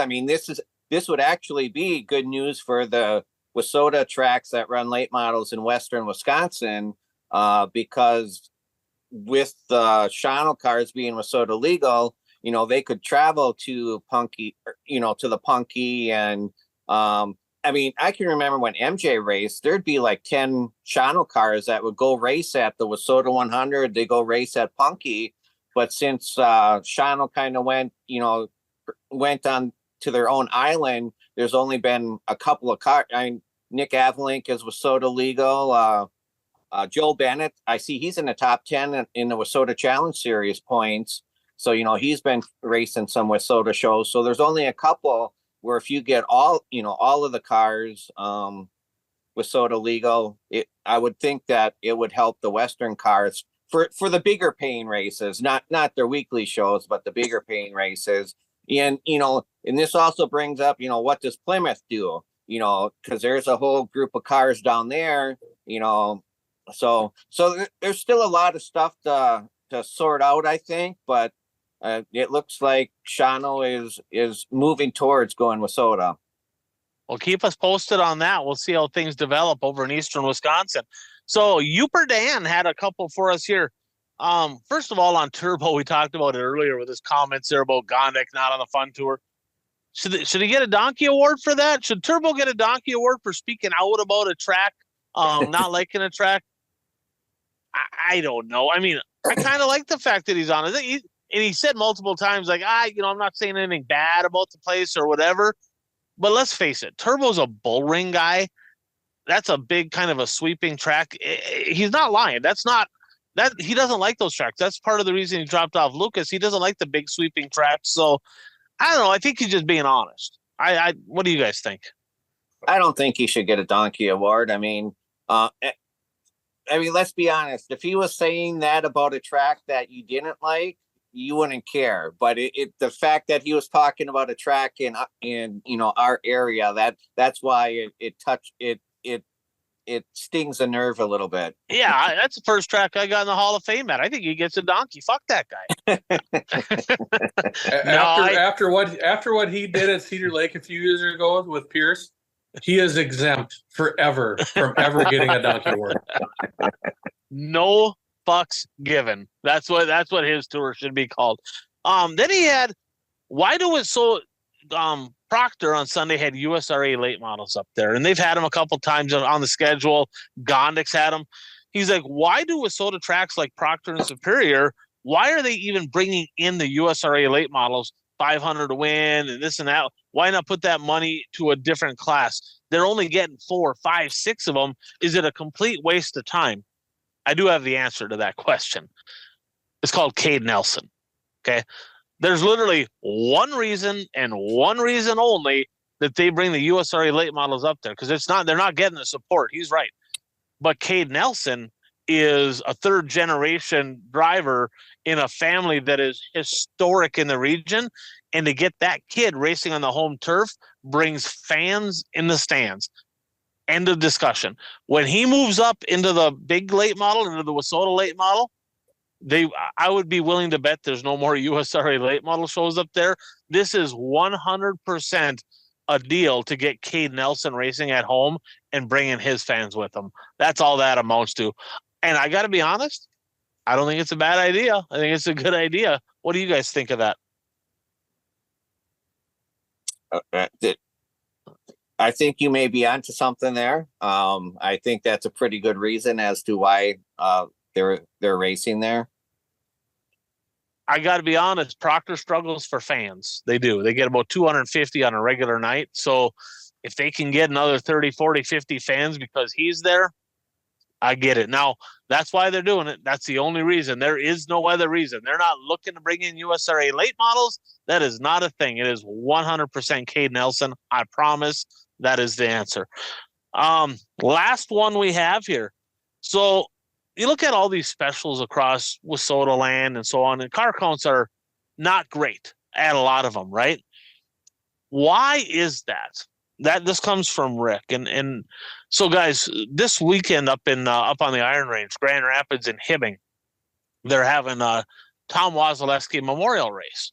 So yesterday, which would be Sunday, I literally went through my race pass and I reached out to over 100 different late model drivers on Facebook. Ones I had their numbers for, I texted them and I sent them pictures of the flyers. Said, man, it'd be great to have you up here.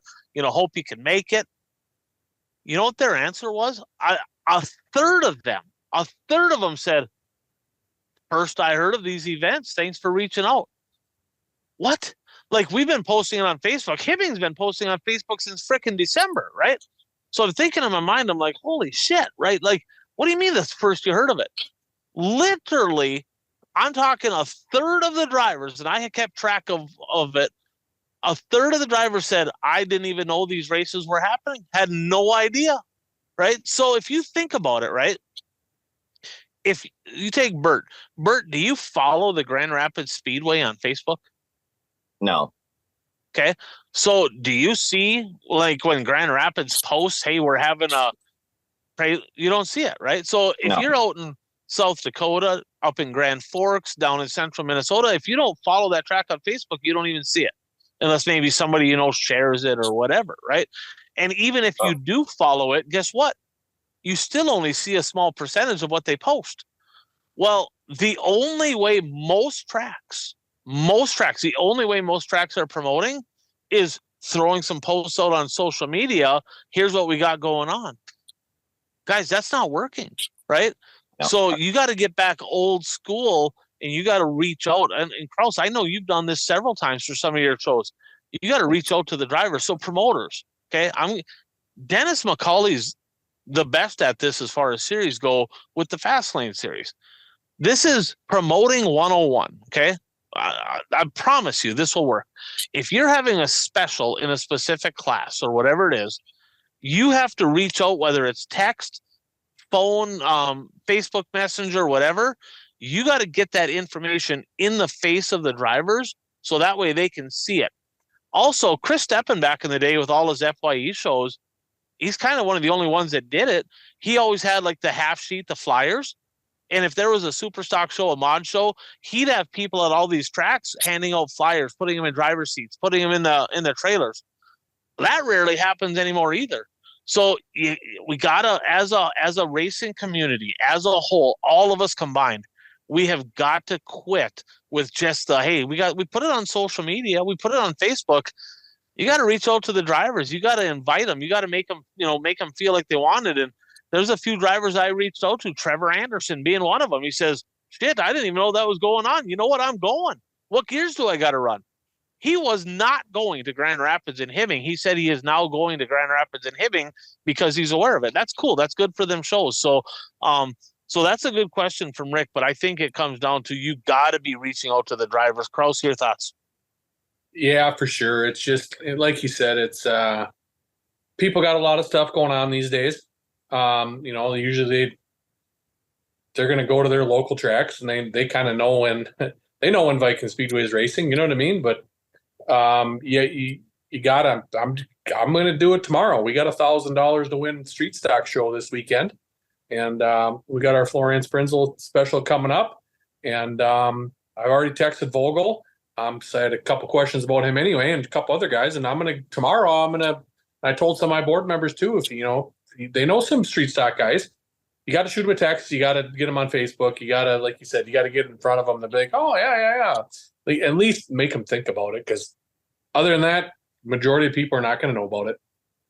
100%. So guys, let's jump into a little who's hot, who's not, followed by a little rapid fire recap. Maybe each of us have a couple things to touch on. Brought to you by Daytona 1 Performance Lubricants. So Buck, of course, the founder of this great company in the Hall of Fame for lubricants in the Nassau Hall of Fame, very well educated when it comes to lubricant, the whole industry as a whole. A lot of great products out there to help you be more efficient, get more out of the stuff that you already have, including this one right here, okay? This right here is a bottle of Grip Bite Aqua. So what that is a tire cleaner. This is not the tire treatment. This is a cleaner, a great product. So if you're looking to, if you got used tires, you running them, you want to clean your tires. Some people use the Dawn dish soap, whatever. This product right here, it works. I've actually seen it in action. It'll actually take the release agents out of the tire. So what does that mean? So when the tires are built in a mold, it's kind of like cooking, right? You cook a cake and you got to put that Crisco around the pan or whatever so it comes out of there. Well, they got a waxy type substance that goes in the mold so the tires come out of the mold after they're poured. Well, this right here will help get that waxy substance out of the tire because that's not part of the composition of the tire. That's a wax. So you got to get that out. So when the tires are all glazed over, when they're brand new, they're all shiny black. That is a sealant. That is a waxy type substance. You got to get that stuff off there.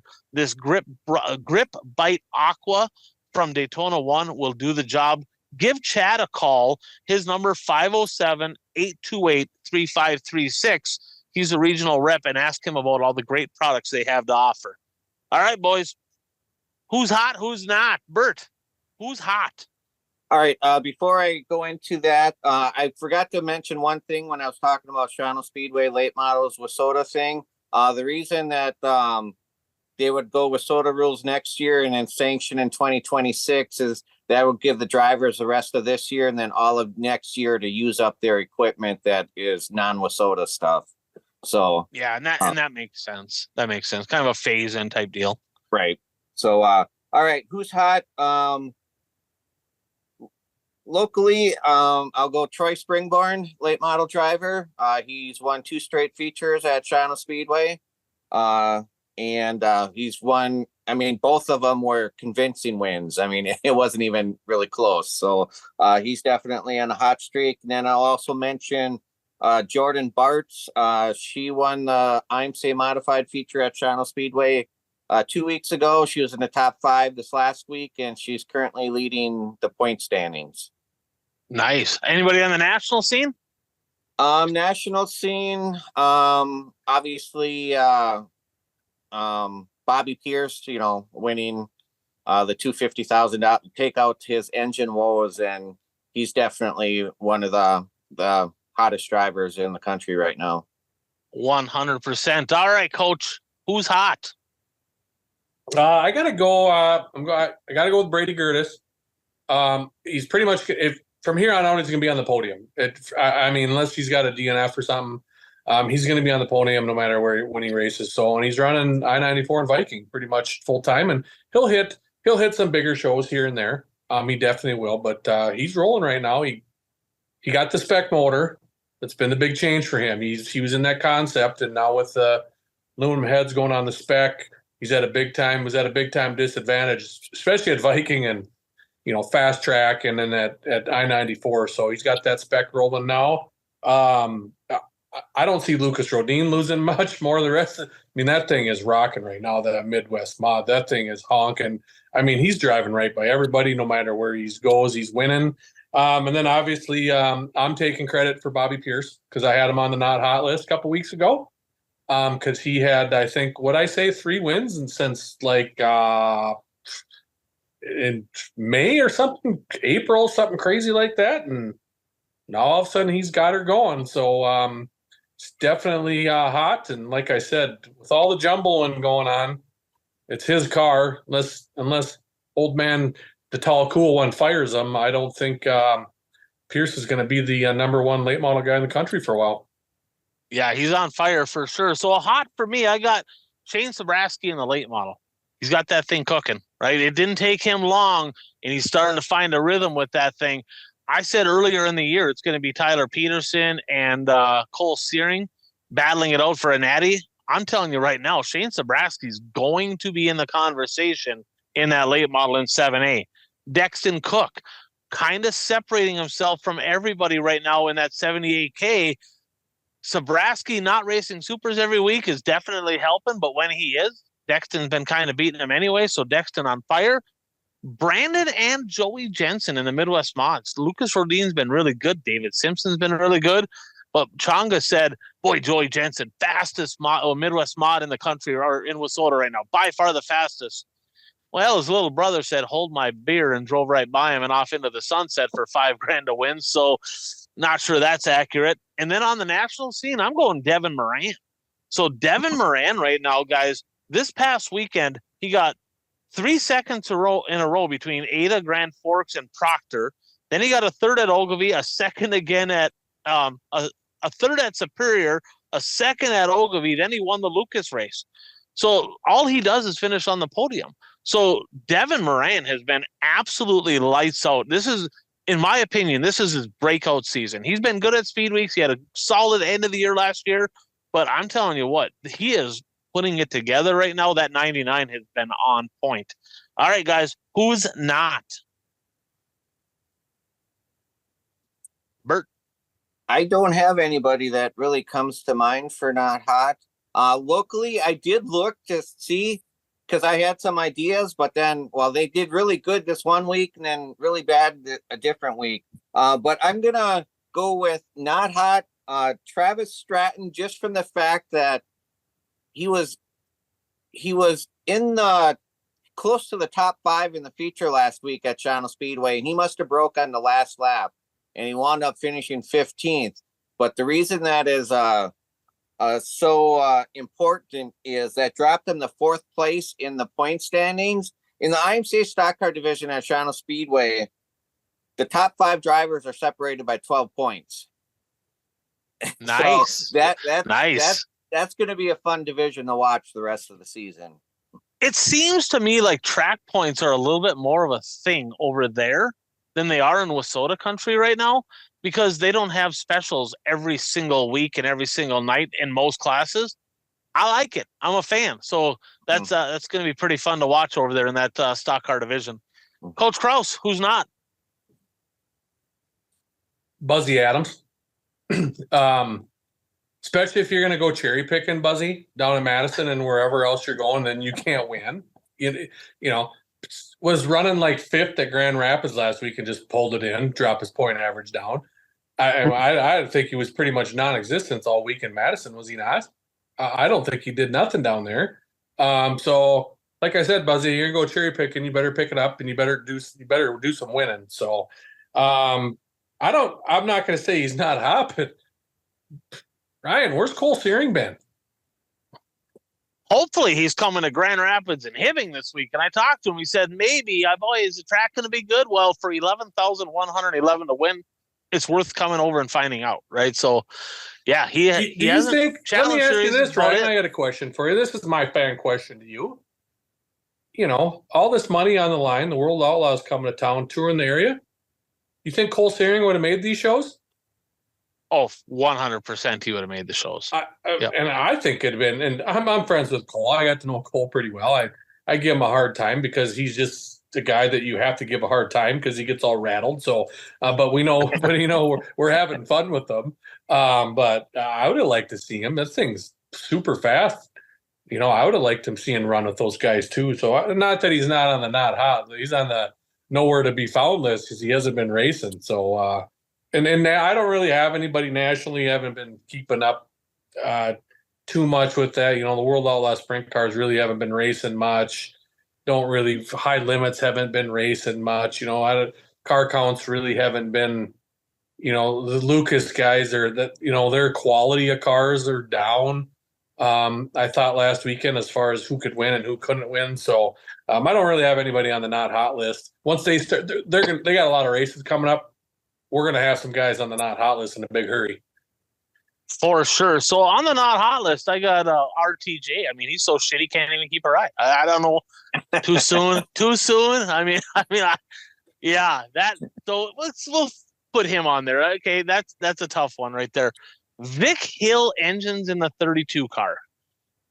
Not hot. One was self-inflicted, but 2 shelled out in the past week. That's a little bit painful right there. Vic Hill builds a great engine, but boy, that no luck right there with the 32. And then scheduling conflicts on the not hot list.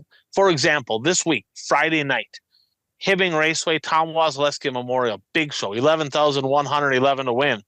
And then Red Cedar goes ahead and schedules a mater on top of it, right? 2 months later. And Pat Dorr messaged me as I was texting him. He's, why the fuck did these promoters got a schedule on top of each other? I'm like, that's a good question, man. I really don't know. For the record, Hibbing scheduled theirs first, right? But it is what it is. Both will turn out to be good shows, I hope. And then like the Dirt Kings deal over in eastern Wisconsin. I mean, that scheduling deal has turned into a nightmare. I hope everybody can just at some point in time get it together and all work together. That would be a perfect world, but we don't live in one of those. So it is what it is. So rapid fire. Bert, anything else that maybe over the last couple of weeks that came to mind that maybe deserves a shout out or anything else that you want to touch on? I got a couple things here, but I'll let you go first. Well, this year I've probably watched the most Hell Tour races that I've ever watched of any year. And it's kind of cool seeing the different racetracks that they race at. I mean, there's some unique tracks out there. I mean, it looks like there's some hick tracks out there too. but I can't remember the speedway, but it's in Iowa. And you see how close those haulers park to the track coming out of turn 4? I mean, they're like 3 feet away from the track with like a 3-foot wall separating them. I mean, that's crazy. Safety first, man. Safety first. I think that's Adams County, right? Quincy. I think that was I think it was Adams County. I don't remember. I'm pretty sure. But yeah, you're right. That was nuts. They're definitely unique. And if you're a fan and you're like, man, the Hell Tour, I've heard about it, I haven't watched it. It's on Dirt Vision. Definitely fun to go back, and I mean, you can watch the replays. There's a lot of good racing, and it's kind of cool seeing the variants of different drivers kind of popping in and out and winning some of these races. So spot on. Anything else? Not off the top of my head. You guys go. I may think of some more. Coach, any shout outs that you want to give before we move on? Yeah, another four-wheeler incident with the track guy. Please be careful, four-wheeler guys. And flagman, make sure you're telling drivers that there's somebody on the track at all times. I don't care what it is. So make sure we're doing our justice there and telling, hey, we got four-wheeler guys, we got record guys. We can't have that. So I just got one. I got to give a shout out to my next door neighbor, my parking pit guy stall, Avery Anderson. First career modified win at Viking Speedway. And those first time winners, I know, Bert, you see them all the time, and Ryan. Now that we're special, we're a bunch of old duffers like us three are. It's seeing first time winners, especially at my hometown track, Viking Speedway. And then, to beat who he beat at Viking Speedway. So shout out to Avery. Led some laps the night before at Fergus, and had a little mishap there with him and Dusty Bitson racing hard to the checkered, and come back the next night and get a win. And he was rocking the high side. And Brady Gertis said, I threw everything I could at him and I wasn't getting him. So good job to my neighbor, Avery Anderson, for getting his first career modified win. Yeah, that was awesome. I got to see that one as well. So I have a couple here. Gonda Class Speedway had the border battle here a couple weeks back, and both late model A mains won by rookies. Shane Sabraski won one, and Johnny Broking in the Dominator chassis won the other one. So both of those two kind of slated to be up north. A lot of money on the line this week. Keep an eye on them. But Johnny Broking's been pretty fast in a car that really nobody else has, right? So it's kind of fun to see. We see Longhorns, we see MBs, we see Rockets. Nobody really has that Rusty Schlenk Dominator out there. Johnny Broking making it work. Congrats to him. And then, of course, we talked about Sabraski winning the mod race from 19th was unbelievable. Talk about first-time winners. And Kraus says, we boycott. So you Canadian fans, and I know we got a lot of Canadian fans that listen, Kraus don't like Canada. It just is what it is. He's a hockey guy. He says, screw Canada. I don't know what it is. So if you're a hockey player, you ever play for the Blizzard, chuck a puck at him, do whatever you got to do. But first-time winner at Thunder City Speedway. Now, it's cool to get a first win, right? But I believe this was his first win. According to my Race Pass stats, Jeff Kelly in the Midwest Mods. Now, keep in mind, guys, this is the biggest Midwest Mod field in Wissota. They get like 40 of them a night. He won his first ever Midwest Mod feature from 18th. That is freaking impressive, right? 18th to first for a first win. That's the tip of the cap. Now, did you see who won the Street Stock feature that night? Braden Brower up north of the border. And I looked at it, they got 25 Street Stocks up there on a regular night too. So Braden Brower kind of in that chase mode to try to get a natty. He's leading the way in the Wissota Street Stocks. But Midgie, a little one to go show love. Cade Leaper in the Pure Stocks. Bert, 12th to 1st. He sent me a picture. He goes, 12th to 1st with the one to go show sticker on the side of the car. Saw it in Victory Lane. Thumbs up to him. That was super cool. And thanks for sending us that picture. We love it. Corey Krapser. He actually ran Nick Kaler's car in Sheridan, 10,000 a win. And tell you what, Lucas Rodin gave him all he could handle, but Corey Krapser looked really good. That car rotated extremely well. It's a tip of the cap to Krapser for bringing home a big payday. Talked about Brandon Jensen winning his second straight month of money race. Greenbush Race Park. Congratulations for getting back open. They sold the racetrack. They opened up here a couple weeks ago. They sold it. Same promoter. So it's cool to see a track that looked like it might be sitting idle get back open again. They had a pretty good car count there on their opening night. So none of us like seeing racetracks close. So it's super cool to see them back on track. All right, guys, 2024 Pick'ems segment brought to you by our friend Brad Parsons Soil and Ag Solutions. So if you're in the farming community, or literally anywhere, you can send you product. But if you're in Western Minnesota, the Dakotas, and you're looking for higher yields, if you're looking to make more money, you got to get the right stuff in your spray packages. So, Kraus, you know Joel Collins, right? So Joel Collins got some of his product, and he's going to send me some pictures, but he put it on a portion of his land.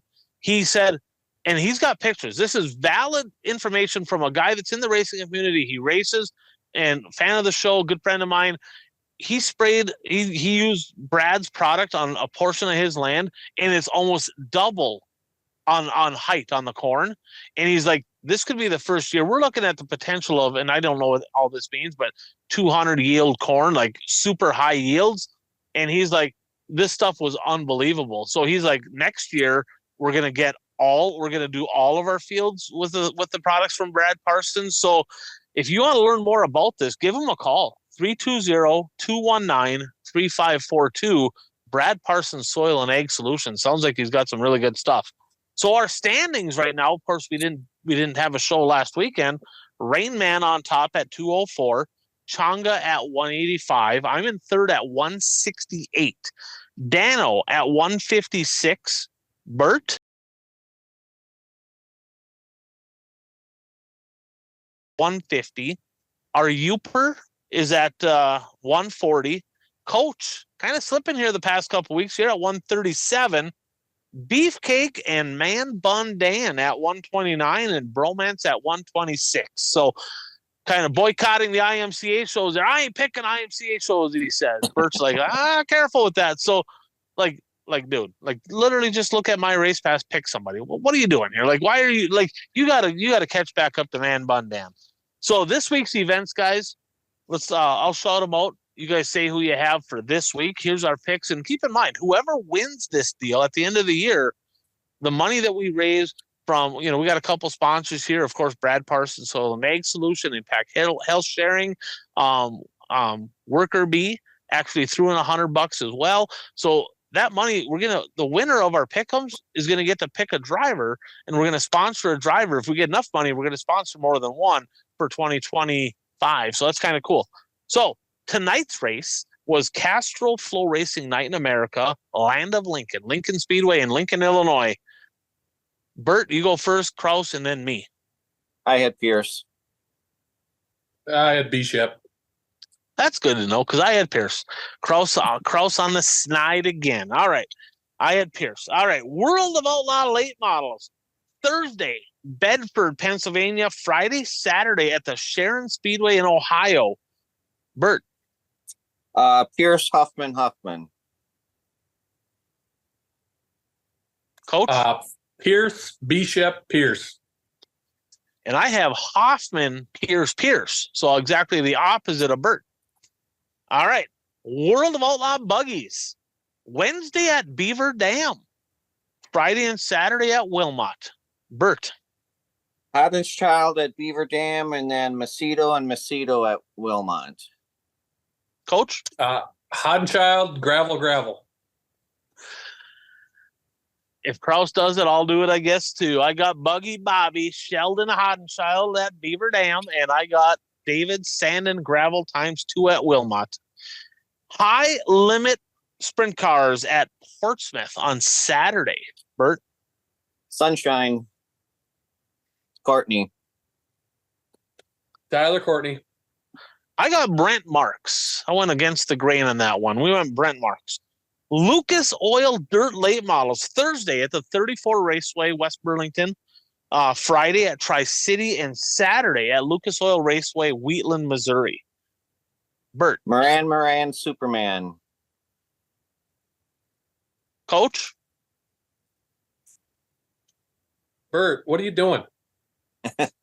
you can't do that. That's what I did. Moran, Superman. Well, I went Moran. Devin Moran. I picked him to sweep the weekend. He's been absolutely rolling in 99. All right. WISSOTA late model action. We got 4 races we're picking for the WISSOTA late models. Thursday night, 3,000 to win the Prelude to the Tommy Grand Rapids Speedway. Friday night, the Tommy Wasilewski Memorial at the Hibbing Raceway, 11,111 to win. Also Friday night, the Red Cedar Speedway playing host to the Dwayne Mader Memorial. And on Saturday, the NLRA race up at the Devil's Playground, Devil's Lake, 5,000 to win for the Golden Hammer up there. So we'll just go right down in order. Rapids, Hibbing, Menominee, Devil's Lake. Bert, what do you got? Peterlin, Demo, Strand. Coach? Oh boy, now you're making me think. Sabraski, Burdick. Where are we going next? Menominee? Demo. I took Demo and then TPO. Jesus, you guys. All right. I got Sabraski. I got Peterlin. I got Demo. And I got Dustin Strand at Devil's Lake. So, yeah, interesting. All right. Cedar Lake Speedway month of money, $5,000 to win the WISSOTA Superstock A main. Little right, drama at this show last year. Little drama. I don't know if he's going to be there, but I took Sabraski. He is not going to be there. So that is good. That is good. He's going to be. I think he's planning on running the late model. If he doesn't run the late model, he's going to Mod Wars. So unless weather changes or whatever, I don't anticipate him being there. I guess nothing's for sure, but probably not. Which is good. That's good. We need to separate from you, Coach. Who do you got? I got no idea who I took. I'm being honest with you. I don't remember. You got hit in the head with a lot of pucks. I understand. Pulling your inner Joe Biden. It's Monday. It's Superstocks, Monday. man. It's tough. It's tough for me to pick Superstocks. All right. I took the Redemption Tour because he got flat out robbed of the win last year. Dexton Cook in the 78K gonna cash in for 5 large at Cedar Lake. Coach Kraus if you're watching, it's on the screen because our editor Brandon will post it there for you. All right. Brown County Speedway Friday night. Now it sounds like it's 3,012 to win for is it Andy Daly Memorial, I believe is what it is up there? Andy, right? I think it's Andy Daly. God, I hope that's right. Yes.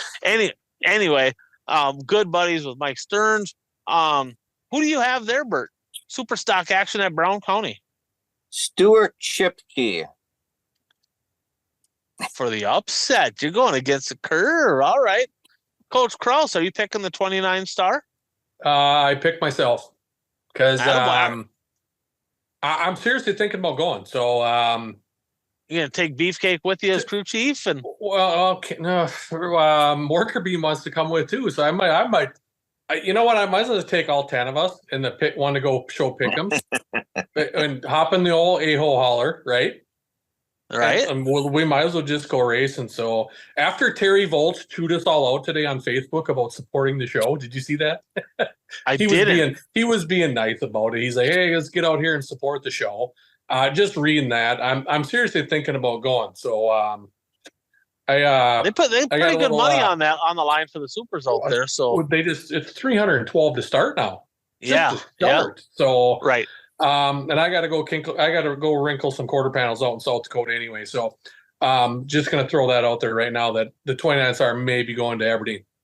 All right. So I'm taking Superman Mike Stearns. It's crazy. None of us took Trevor Nelson, right? But I'm taking Mike Stearns now. So wrinkle his quarter panel, right? You got to wrinkle. I'm a Mike Stearns guy. I like Mike Stearns. Now, there was a time that we didn't get along, right? I chewed his ass at Jamestown one year. He freaking wrecked half the field, and he's like, "I'm a rookie. I don't give a shit what you are. You're a freaking hazard," right? And I was pissed, and I was chewing him out. I come back the next day. He had his back panel flipped on. He does graphics, right? So on the back it says, I think it said, "Don't be an a-hole" across the back of his back panel. I'm like, "You fucker!" So I made sure I drove by him. I won that from deep in that one. But yeah, now we get along pretty good. He's pretty good shit. All right. USMTS Mods, Mod Wars, 3 nights of action, Thursday, Friday, Saturday at the Big O, Ogilvie, Minnesota. Bert. Rodney Sanders on Thursday, and then Jim Chisholm the next 2 nights. Coach? Sanders, Ebert, Sanders. And I'm taking Jim Chisholm for the trifecta. I'm taking the 24C times 3. All right. Dakota Classic Mod Tour. IMCA. We got Krause's favorite here. IMCA stock cars, IMCA modifieds. Tonight, Monday night, they're at Estevan, Saskatchewan. Tuesday at Williston, North Dakota. Wednesday at Dickinson. And Thursday, they wrap it up at Mandan. Bert, who do you got for stock cars and for modifieds? All right. Do you want me to list all the stock cars first and then Sure, all the modified? sure. Okay. Stock cars, Dan McAthon tonight, Joe Flory on Tuesday, and then Austin Brands the next 2 nights. Okay. Krause, who do you have for stock cars? Well, whoever this yellow number 82 is that just won at Estevan. No, I really good finish. The second place guy just about dump truck the leader, but he decided not to. They're about side by side coming for the checkered at Estevan. It's kind of a bottom feeder, but some number Is yellow 82, and black. Is that McIntoon? Yellow and black 82. I don't know. There's no names up on the screen, so our boy Brandon from Elevate Visual Video Productions, who's out in Estevan right now doing the Dakota Mod Tour this weekend, is going to get a text, and I'm going to ask him why the winner is not posted right now on the feed. Some black 17 got second, it looks like. So I took Munoz for all 4 nights, Angel, and then I got TBJ for all 4 nights in the mods. I got Rob Van Mill for all 4 nights in the stock car. Bert, who do you have for the mod?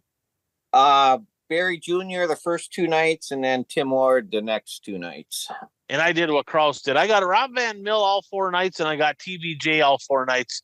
I tried to make it simple because I don't know who half these guys are, but I enjoyed the Dakota Classic Mod Tour. Once upon a time, that was a WISSOTA deal. Okay, that was a WISSOTA. Pretty much everything in North Dakota up there was WISSOTA for years, and then slowly they just started trickling away, which sucks ass, right? I'd love to see them go back to WISSOTA, but it is what it is. Probably not happening. Actually, on this Dakota series, did you see who won the? Was it the mods? Was it last night? Colin Hibden. And did you see the interview afterwards? Yeah, kind of a cool deal. Dedicated it to Deuce Arneson there. Yeah, that was a tough. Yep. I mean, that was pretty emotional win for him. So congratulations to Hibden. I know they're super tight with the Arneson family, so that was super cool.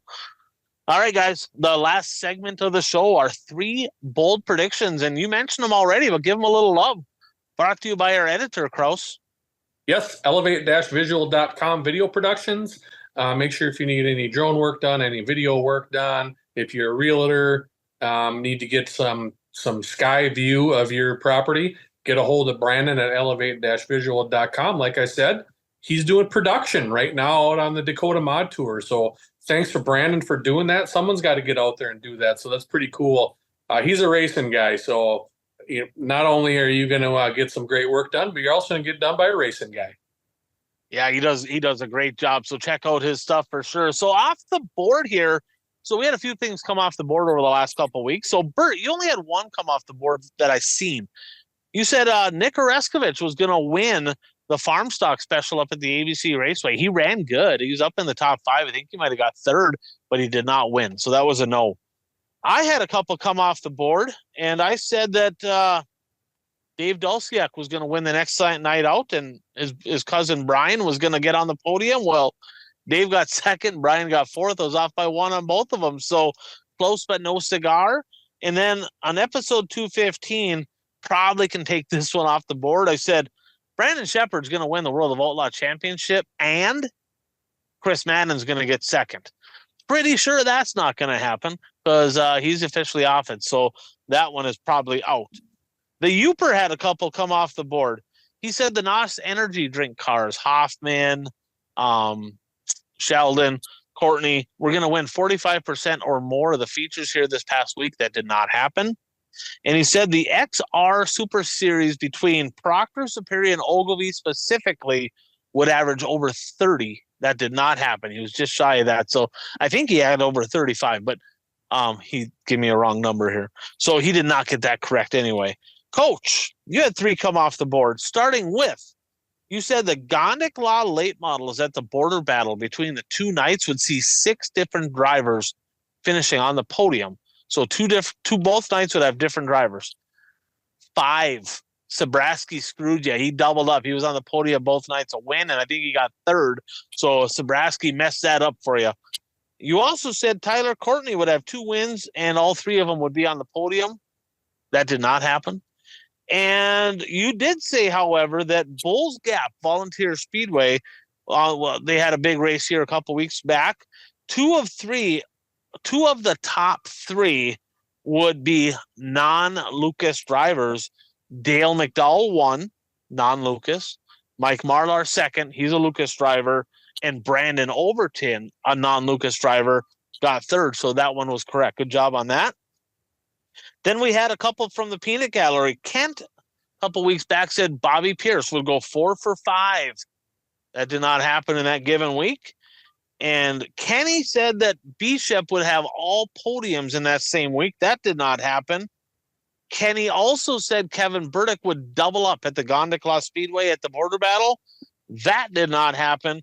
But I got a question for you guys on this final one here. Kent had the border battle modified A-main would be won by a local driver. Sabraski runs most of the shows in Superior, but he's a couple hours away, not really a local. I looked at the points, and I don't think that counts, right? That's got to be – it's close. That's kind of a tough beat for him, but I would say – I mean, he's over 2 hours away. That's not a local. So, all right. So, sorry. Too bad, so sad. Uper, you're going to have to give Kent the Peanut Gallery a big – that's a nil on that one. All right. Oh, Kenny had one more here, too. Coach Kraus will finish outside the top 5 in each of his next 3 features. So, Kraus has a little something for you, Kenny. Right here.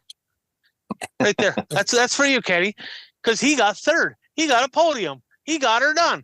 Not only that, he started last. So 3rd place, he got that done. So that is a no for Kenny. Attaboy, Kraus, sticking it to the man like that. Attaboy, good job. So we keep track of correct predictions and correct percentages of the ones that come off the board.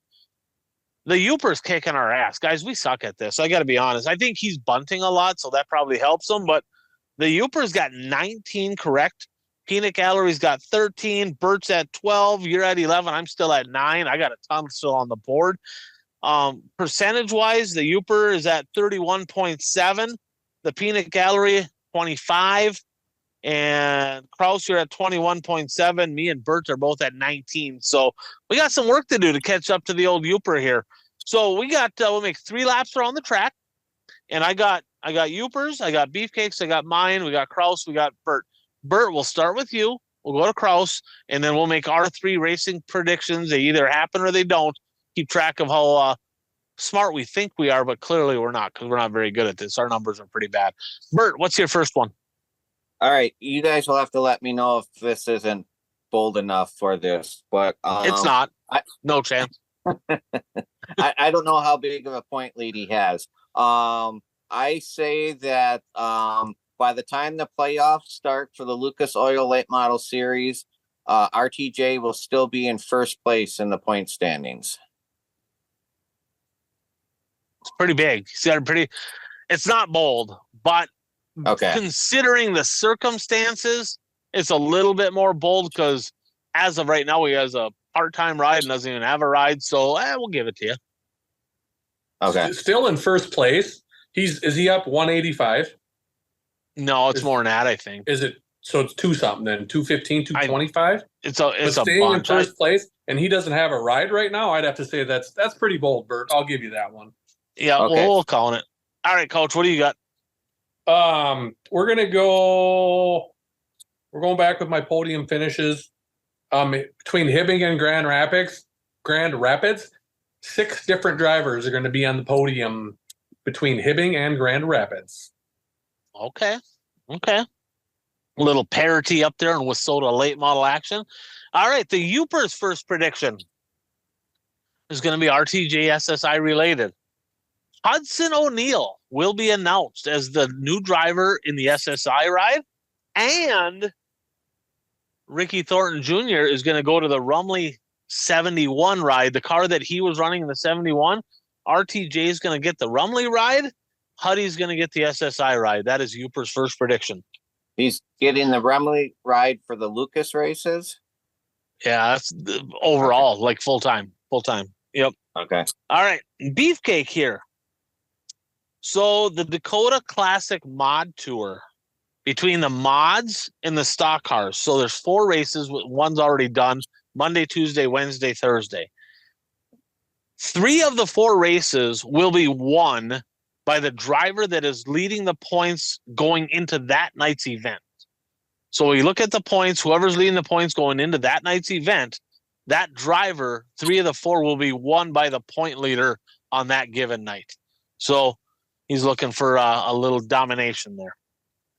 All right, I'm going to the Cedar Lake Speedway Redemption Tour. Dexton Cook going to cash in and bring home 5 large that he should have got last year. He's getting it done this year at Cedar Lake. Dexton Cook winning the month of money at Cedar Lake. All right, Bert, your second lap around the track. The Dakota Series, between the stock cars and mods, that's a total of 8 features. There will be at least 5 different winners for those 8 features. Okay, a little parody there from Bert Lehman. All right, Coach, what do you got? We're going to we gotta talk RTJ just because that's what we gotta do. Now they have 3 races this week, Lucas. Is that correct? Yep. Yes. RTJ is gonna podium all 3 nights. That's gonna be my prediction. All right. I mean, you said he got that thing rocking at the end of the race, so I mean, he might be heading in the right direction. All right, Yoopers' second prediction. Mod Wars at Ogilvie, USMTS mods. 3 nights of racing. 3 different winners and 3 different chassis builders winning races. So not only 3 different winners, but there won't be a chassis builder that doubles up. Now, if one rains out, he said he'll do 2 and 2, but not 1 and 1, obviously. So 3 and 3 or 2 and 2, different winners and different chassis also. All right, Beefcake's second one. He's going US MTS as well. Same podium drivers all 3 nights. So all 3 nights, same 3 drivers on the podium. So he's looking for no parity. He's looking for 3 drivers to have big weekends at Ogilvie. I'm going to go Lucas Oil Dirt Late Model Series. Devin Moran will be the 2024 Lucas Oil Dirt Late Model Series champion. Devin Moran. All right, Bert, third and final lap. I'm going to go USMTS, and I'm going to say Jim Chisholm has 3 podium finishes with at least 1 win. Okay. That's not real bold, but okay. 3 podium finishes is pretty bold. That you got to have a pretty stout weekend. Plus a that win. Yeah, that's pretty bold. The 1 win, not so much, but the 3 podiums, them guys. There's a lot of good cars there, so that's pretty bold. All right, Coach, your third and final lapper on the track. We're gonna kind of spread this one out, kind of like you did. The Wissota National Point titles are done, done with. As of right now, the top 6 classes, it's over with. The point races are over with, Ryan. They're done. Whoever's leading right now is winning the national championship. So I got TPO, I got Buzzy, I got Dexton Cook, I got Simpson, I got Brower, and I got Dean Larson. It's over and done with. Write them the checks. Let's go. Well, there's another one wrong for Kraus. That ain't happening. All right. So it's over. There's no one catching those guys. I'm telling you right now, there's nobody catching. So those guys. TPO, whoever's leading right now, Buzzy, yep. So according to my race pass stats, right? So and you're looking at it. So it's TPO, Buzzy, Dexton Cook, David Simpson, Braden Brower, and Dean Larson. Okay. All right. It's over. All right. Okay. We shall see. We shall see. All right. The Yoopers' third and final prediction. The Tom Wasilewski Memorial Races at the Grand Rapids Speedway and at the Hibbing Raceway this coming weekend, Thursday and Friday. The winner on Saturday night in Hibbing will be a local driver that is currently in the top 10 in the Hibbing Raceway point standings. A local driver going to take home the $11,111 at Hibbing. Beefcake, his third and final prediction. All right. Devin Moran is going to sweep, not counting time trials. He's going to sweep heat and feature race wins on 2 of the 3 Lucas Oil races this weekend, and the third race will be a podium finish to boot. So 2 clean sweeps and a podium finish for Devin Moran. And then I'm going to go my third and final one. It's a little parlay action here as well. The 2 races this weekend up north, Grand Rapids, Hibbing. Big money on the line for the late models. Both nights, you will see 3 of the top 5 drivers with 525 crates underneath the hood. 3 of the top 5 will have 525 crates, and one of those two races is going to be won by a rookie in the late model class. So a rookie is going to win one of those 2 nights, and 3 of the top 5 on each night will have 525 crates. So there you have it. There you have it. Episode 231 in the books. And sounds like Coach Kraus going to head to Brown County. Should have made a bold prediction that he's either going to win or go to jail. Not really sure. One of the 2. Kind of a troublemaker. Heard the rumors, but you're going to go there and Viking races Saturday as well, right? Yes, correct. I believe that's the plan as of right now. The car's still in the trailer because I technically don't need to work on it if I'm just going to go to Viking. But figured we might go racing a little bit. Like I said, support big shows, right? I mean, if you're going to go do it. So have some fun, get out of town for once, maybe go racing a little bit. Well, good luck out there, man. We hope to see that One to Go show 29 Star, find Victory Lane. You know where it is. You've been there before. Bert, any racing for you this weekend? Yeah, I plan on going to Seymour on Friday night. It's not a Dirt Kings race. But yes, I'm planning on going to Seymour Friday night and then Sean all Saturday night. Okay, so Seymour's raining out. It just is what it is. I don't think there's rain in the forecast, but you bring the rains. You are the storms. I don't really know. I'm not sure where I'm going to be yet. I'm hoping that I can get a load up north. I'd really like to get up to Grand Rapids and Hibbing. Tom Wasilewski, I mean, he's a driver that, I mean, I grew up watching him for many, many years. And he lost a pit guy actually several years ago, Bomber, that he'd give Wazoo signals with my signal sticks, and Superstocks ran after them. So then he'd run over and give him back to Chonga, and we'd be high-fiving because he'd be winning on the bottom. And if I saw him rolling on the bottom and I saw Kelly Esty rolling on the bottom, I'm like, it's freaking over because 71A's coming on the bottom too. So I kind of got pumped when I saw Bomber kind of looking over and he'd be kind of pointing to the bottom. I'm like, oh boy, here we go, because I was pretty good on the bottom in Hibbing. But yeah, I'd like to get up there and support that. I mean, a guy that big part of my childhood, big part growing up watching Tom Wasilewski race. So hopefully that race is, hopefully both are supported, and we'll see what happens. So as always, support our sponsors. Thanks for all they do.